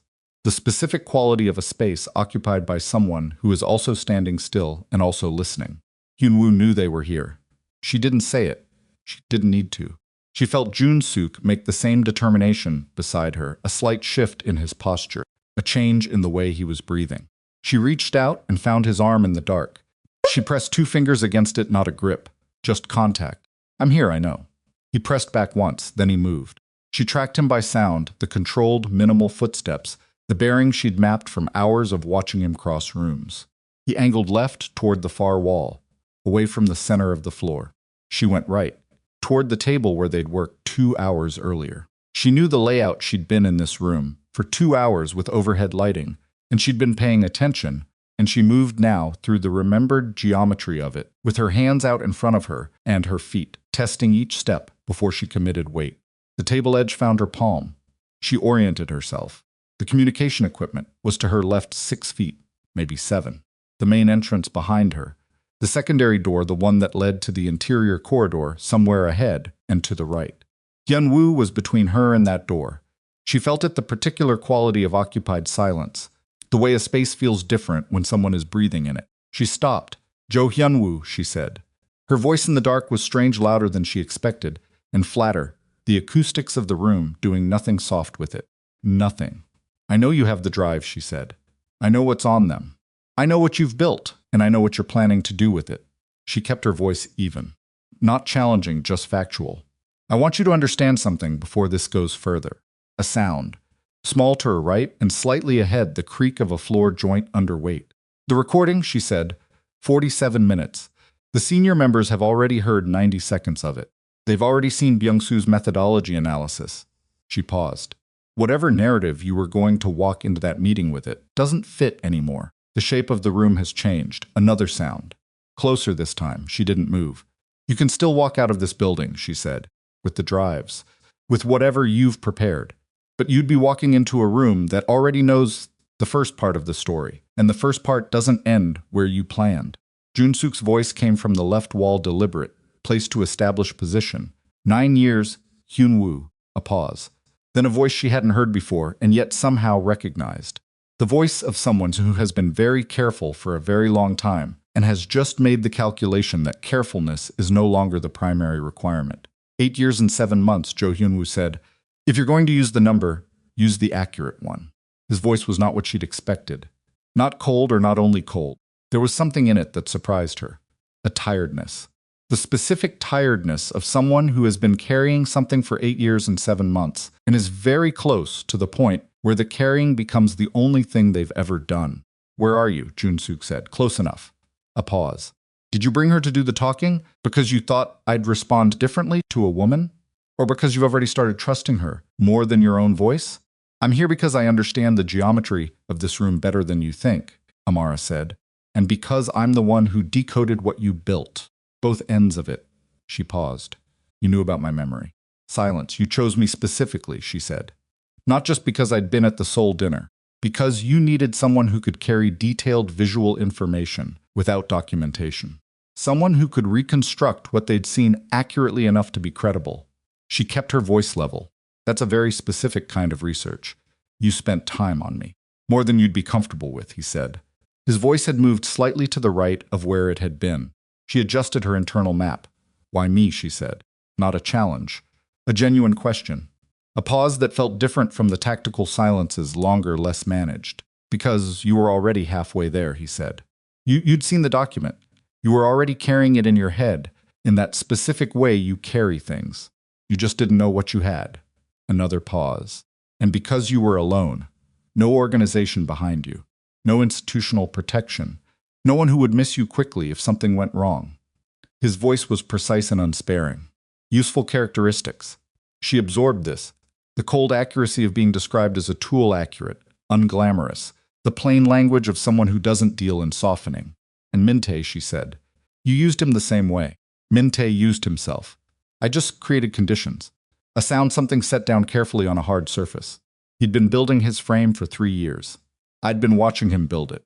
At a certain point, it becomes more efficient to let someone finish their own work and then repurpose it. You let him finish the frame, Jun-suk said. His voice from the left wall was very controlled. You let him build something that would have destroyed me, and you were going to use his destruction as the mechanism for your own position. Yes. The single syllable carried no apology and no performance. Just the flat acknowledgement of someone who has decided that honesty, at this particular moment, costs nothing because the calculation has already been run. You could have come to me, Jun-suk said, 3 years ago, when you first identified what Min-tae was building, a sound that might have been something almost like a laugh, not humor, something drier than that. Could I really? A pause. You trusted him. For 11 years, you trusted him completely. You trusted him over men who'd been with you longer, over evidence that should have raised questions, over your own instincts when they fired. His voice remained level. I watched you trust him through things that should have broken it.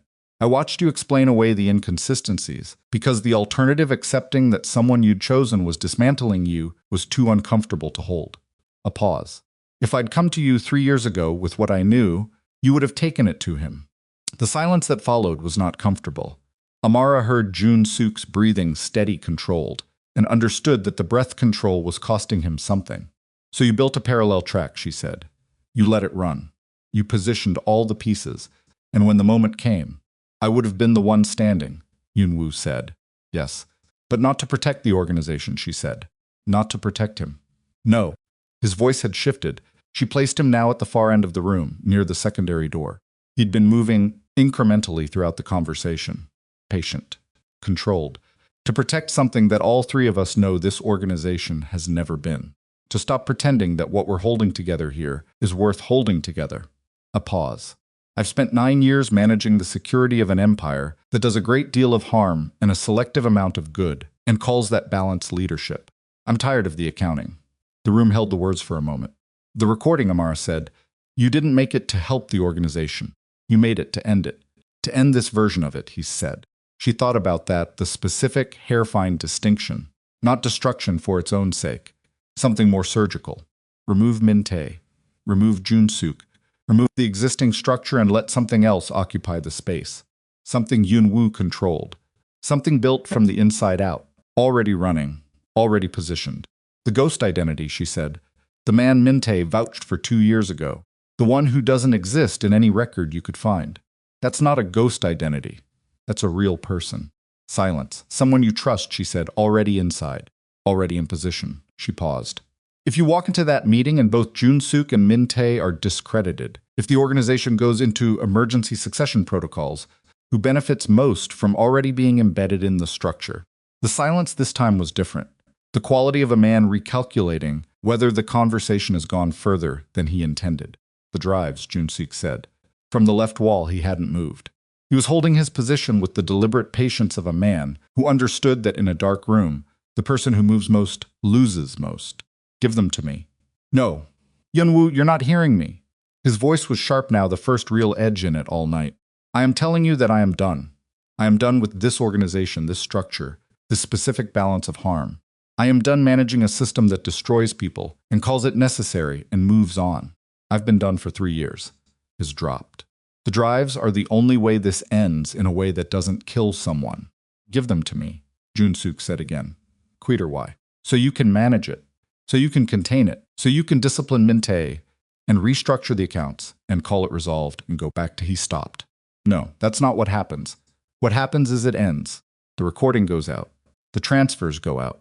The entire architecture, yours and Min-tae's, and every senior member who knew something was wrong and chose not to goes out. His voice was absolutely flat. I spent 9 years watching this. I'm done watching. The room breathed. Amara moved. Not toward Yun-woo, she didn't know exactly where he was, and moving blind toward an unknown position was how you ended up on the floor.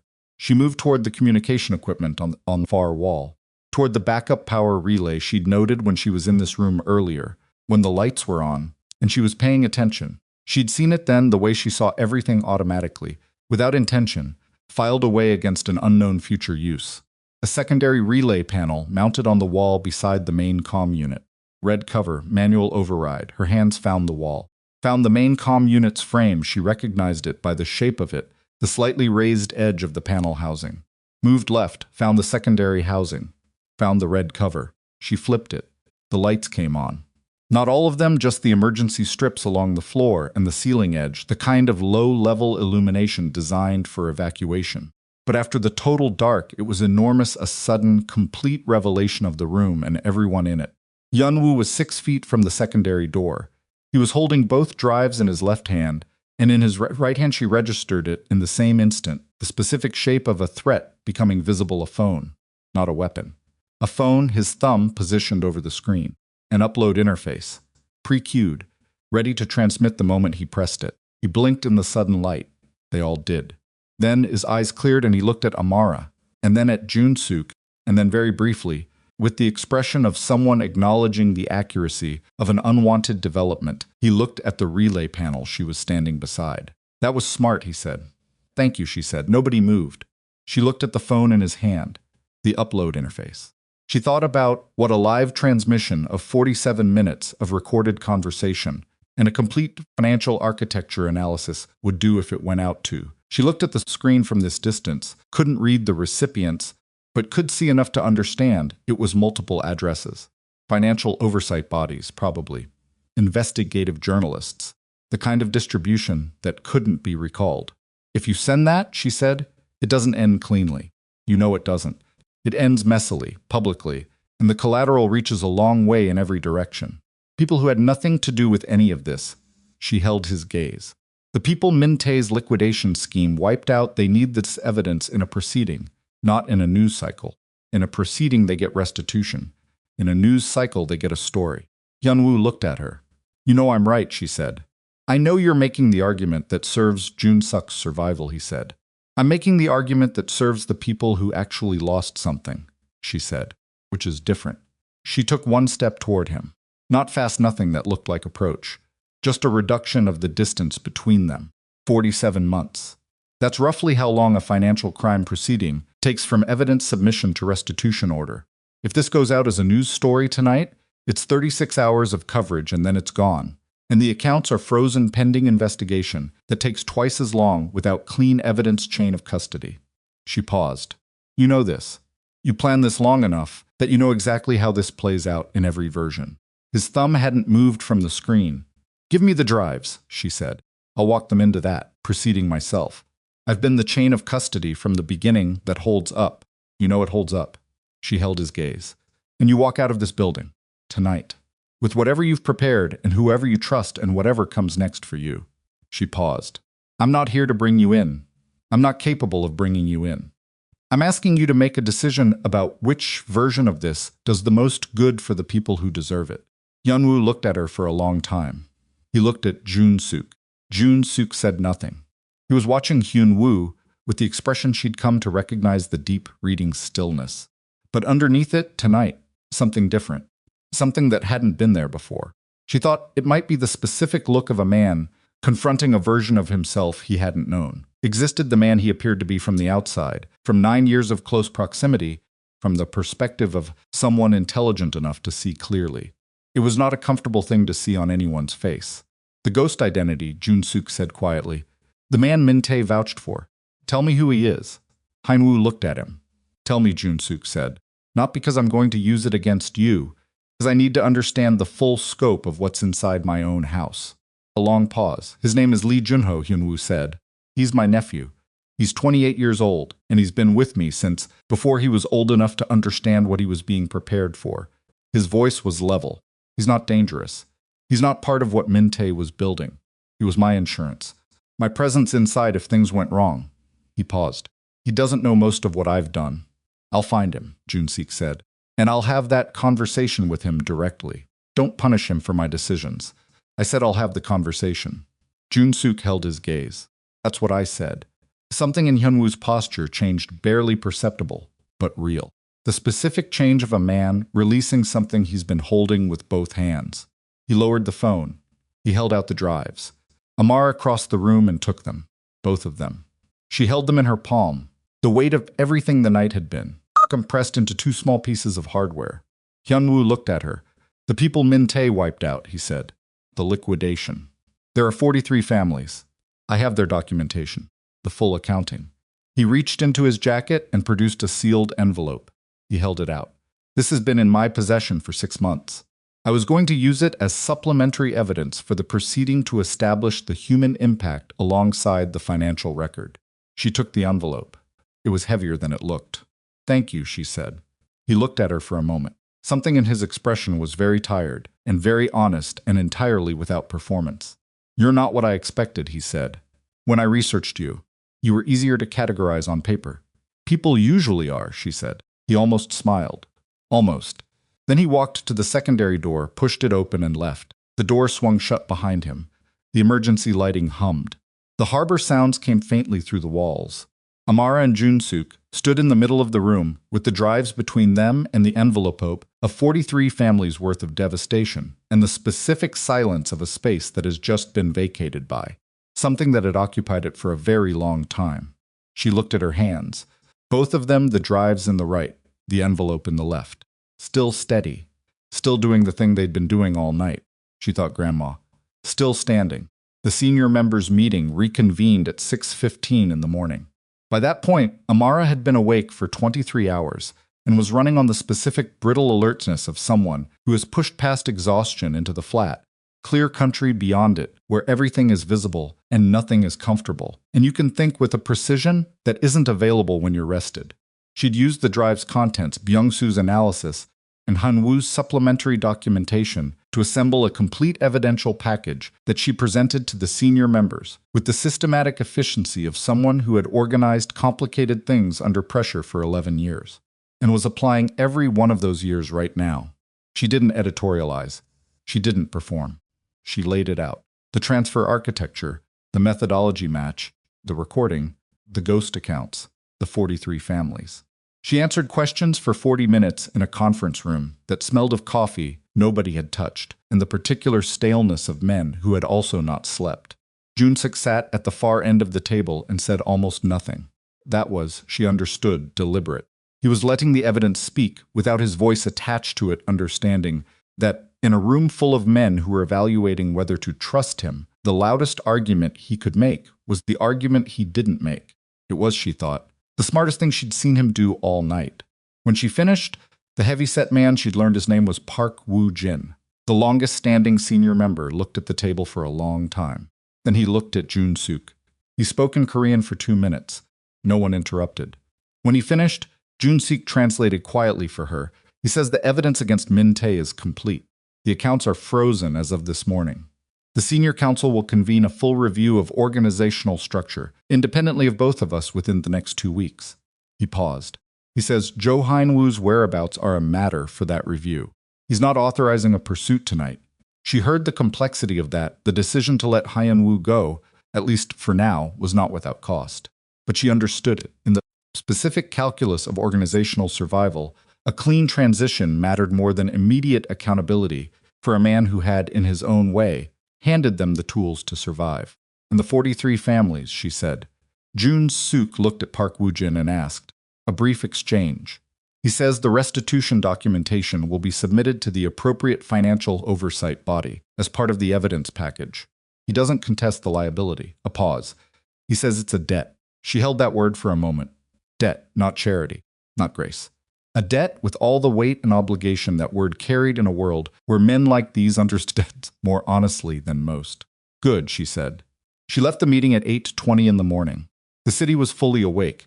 By then Busan, in daylight, was a different animal from Busan at midnight. The port moving and loud and purposeful. The streets full of people doing the ordinary, irreplaceable business of a day. She stood on the pavement, outside the building, and felt the cold on her face and looked at the harbor. She had a flight booked for Thursday. It was Wednesday morning. She had 36 hours in Busan that she hadn't originally planned to spend the way she'd spent the last 12. She thought about her hotel room, the 14th floor. The drawer she'd reached into last night, with the careful hands of someone retrieving something they'd been protecting for 11 weeks. The drive was with Byung-Soo now. The envelope with the 43 families was in the custody of a financial oversight contact that Park Woo-jin's office had arranged before 7 in the morning with a speed that suggested they'd been waiting for an occasion to use that number. She had nothing left to carry. The feeling was stranger than she'd expected. Footsteps behind her. She knew them. She'd spent enough of the night tracking them to recognize them without looking. Junseok stopped beside her. He looked at the harbor. He'd taken off his jacket at some point during the meeting and was standing in his shirt sleeves in the morning cold, and she thought, that's the first time tonight he's looked like a man who forgot to manage something. They stood in silence for a while. Hyun-woo was right, Junseok said. She looked at him. About what he described, the balance. He kept his eyes on the water, the accounting he was tired of. He paused. He wasn't wrong about what it looks like from close proximity. No, she said, he wasn't. That's not an absolution. I know, it's an acknowledgement. He exhaled slowly. There are things I'm going to have to change. Inside the organization, not for optics, not for the senior counsel's review. He paused. Because Hyun-woo spent 9 years watching and decided what he decided. And a man I trusted for 11 years spent 3 of them building a frame to destroy me. And neither of those things happened in a vacuum. She looked at him. He was still looking at the water, and his face in the morning light was different from what it had been all night, still controlled, still contained, but less perfectly so. The way a surface looks after something has moved under it. The restitution, she said. The 43 families. It takes precedence over everything else. Yes, it will. I'm going to follow up on it, she said. From wherever I am, I'm going to track the proceeding. She paused. I need you to understand that. He looked at her then. The full weight of his attention, the way it had been all night, that complete reading quality.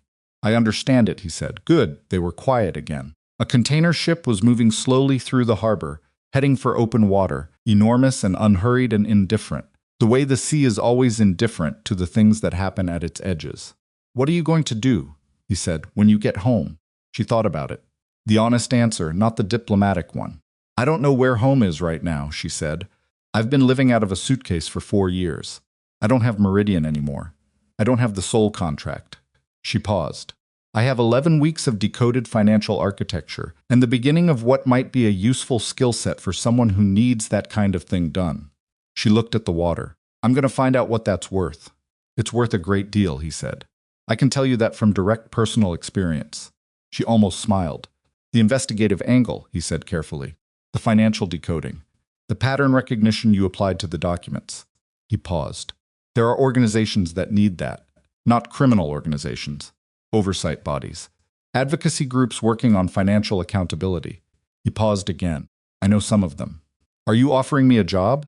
I'm offering you a connection. What you do with it is yours. She looked at him. He was still watching the water, and she understood that the offering was not nothing from a man like this. In the specific context of this morning, the willingness to open a door was a form of trust that had cost something to arrive at. Send me the names, she said. He nodded once. The ship had moved further out. Now its bulk reduced by distance, the harbor reclaiming its relative quiet. The cold was settling more firmly into the morning. She thought about sleep. She thought about a shower. She thought about calling her brother and telling him something that contained almost none of what had actually happened, and all of the essential truth, I'm fine. Something went sideways, and I handled it. I'll tell you when I'm home. The fake engagement, she said. He looked at her. As cover stories go, she said it held up. He looked at her for a moment, the full, steady attention. And something crossed his face that wasn't the controlled assessment she'd been cataloging all night. Wasn't the managed composure. Wasn't the ghost of something denied permission to form. It was something quieter and more complete than any of those. The expression of a man who has been surprised, genuinely, by a night that turned out to be several entirely different things from what he expected it to be, and who is standing at the far end of it and allowing himself to know that. It did, he said. She looked back at the water. Take care of Lee Junho, she said. Hyun-woo's nephew. He was a tool, not a participant. I know. And Min-tae. The council will handle Min-tae. Don't let them make it quiet, she said. The 43 families need a visible accountability, not a private one. I know. He said it the way he said things he meant, without elaboration, without reassurance, just the flat, honest weight of the word. She believed him. She wasn't sure when she'd started being able to do that believe. Han Junseok sat somewhere between the ballroom and the parking structure and the dark of the facility with the emergency lights, humming. The calculation had run, and the answer had come out on one side. Maybe that was what a night like this did. Maybe the particular crucible of it burned away the things that weren't true and left whatever was underneath. She picked up her bag from the pavement. Her clipboard was long gone. She'd left it somewhere in the hotel, possibly in the East Corridor where she'd stopped to listen to a conversation she wasn't supposed to hear. It felt like several years ago. Amara, he said. She looked at him. He looked at her, the harbor light on his face. The morning cold, the first hint of actual warmth at the edge of the sky where the sun was deciding to commit. Thank you, he said. It was not a complicated sentence. It didn't try to be. It carried exactly what it meant, and nothing it didn't, no performance in it, no management. Just the two words from a man who didn't use them lightly, and was using them now because they were accurate. She held his gaze. You're welcome, she said. She meant that too. She went back to the Songdo Beach Hotel and slept for 11 hours. When she woke up, there were 3 messages on her phone. One from brother, asking about the radio silence. One from the Silverthorne Partners coordinator, with a stiff, formal note about the incomplete event report she still owed them for the annual grand function, which, under the circumstances, she found genuinely funny for about 30 seconds before she deleted it. The third was a number she didn't recognize. A Korean number. A short message. 7 names. When you're ready. She looked at that one for a long time. Then she got up, showered, ordered food from room service, and sat at the small desk by the window with her laptop. And the morning view of the harbor, the same harbor she'd been looking at 7 hours ago, from a different angle, in a different version of the day. She opened a new document. She typed chain of custody Hanul Grand Kong Min Tae, Jo Yun Woo, full record. Beginning at the Seoul dinner, she started writing. It took her 4 hours. When she finished, she had a complete, detailed, sourced account of everything that had happened from the moment the encrypted source had contacted her through to 8:20 that morning on the pavement in front of a building she never planned to be in. She had dates, details, the reconstructed financial architecture, the methodology match, the Incheon server trace, the names. She had the shape of 43 families' loss and the mechanism that had caused it. She saved it in 3 places. 1 copy to her brother's secure server, held 1 locally, put the 3rd in an encrypted cloud account under a password only she knew. Then she sat back and looked at the harbor, the ship that had been leaving when she and Jun Suk stood on the pavement. That morning she couldn't see it anymore. It was gone, somewhere in the larger water beyond the port, moving without her tracking it. She thought about what came next. The return flight Thursday, the conversation with her brother, the 7 names on her phone. The investigative firm she didn't have yet, but could see the outline of the kind of work she could do, alone or nearly alone, using the specific combination of skills she'd always had, and the ones she'd acquired in a night that had seen from several entirely different kinds of education. She thought about the 43 families, the proceeding that would take months, maybe longer, the accountability that would be visible and not quiet. She thought about Han Jun Suk, who was probably sitting in a room somewhere in Busan right now, beginning the long, difficult work of understanding what his organization actually was versus what he'd been telling himself it was. Whether he'd do that work honestly, she didn't know. She thought he might. She thought the night had done something to him that wasn't nothing. She thought about Jo Yun Woo, somewhere she couldn't see. What his version of what comes next looked like. The nephew who hadn't known everything. The 9 years that would follow him wherever he went. She thought about her grandmother. When everything goes sideways, the only advantage you have is you're still standing. She was still standing. In a hotel room in Busan with a harbor view and a laptop, and 4 years of living out of a suitcase and 1 extraordinary night that had burned through everything expendable and left her with a cleaner accounting of who she was and what she was for. Her phone lit up. The unknown Korean number again, a second message this time. Just 2 words, take your time. She looked at it. She put the phone face down on the desk. She looked at the harbor. She was going to take her time. She was going to take very careful stock of every single thing she had left. And then she was going to decide what to do with it. Outside, the afternoon was coming in off the water, cold, honest, carrying with it the smell of the sea and the patient indifference of deep water, which does not care what happens at its edges and keeps moving anyway. The light on the harbor was low and gold and entirely stubbornly beautiful in the way that the world sometimes manages even after the worst kind of night. She opened a new tab on her laptop. She typed, "How to establish an independent investigative firm in South Korea," and she began to read.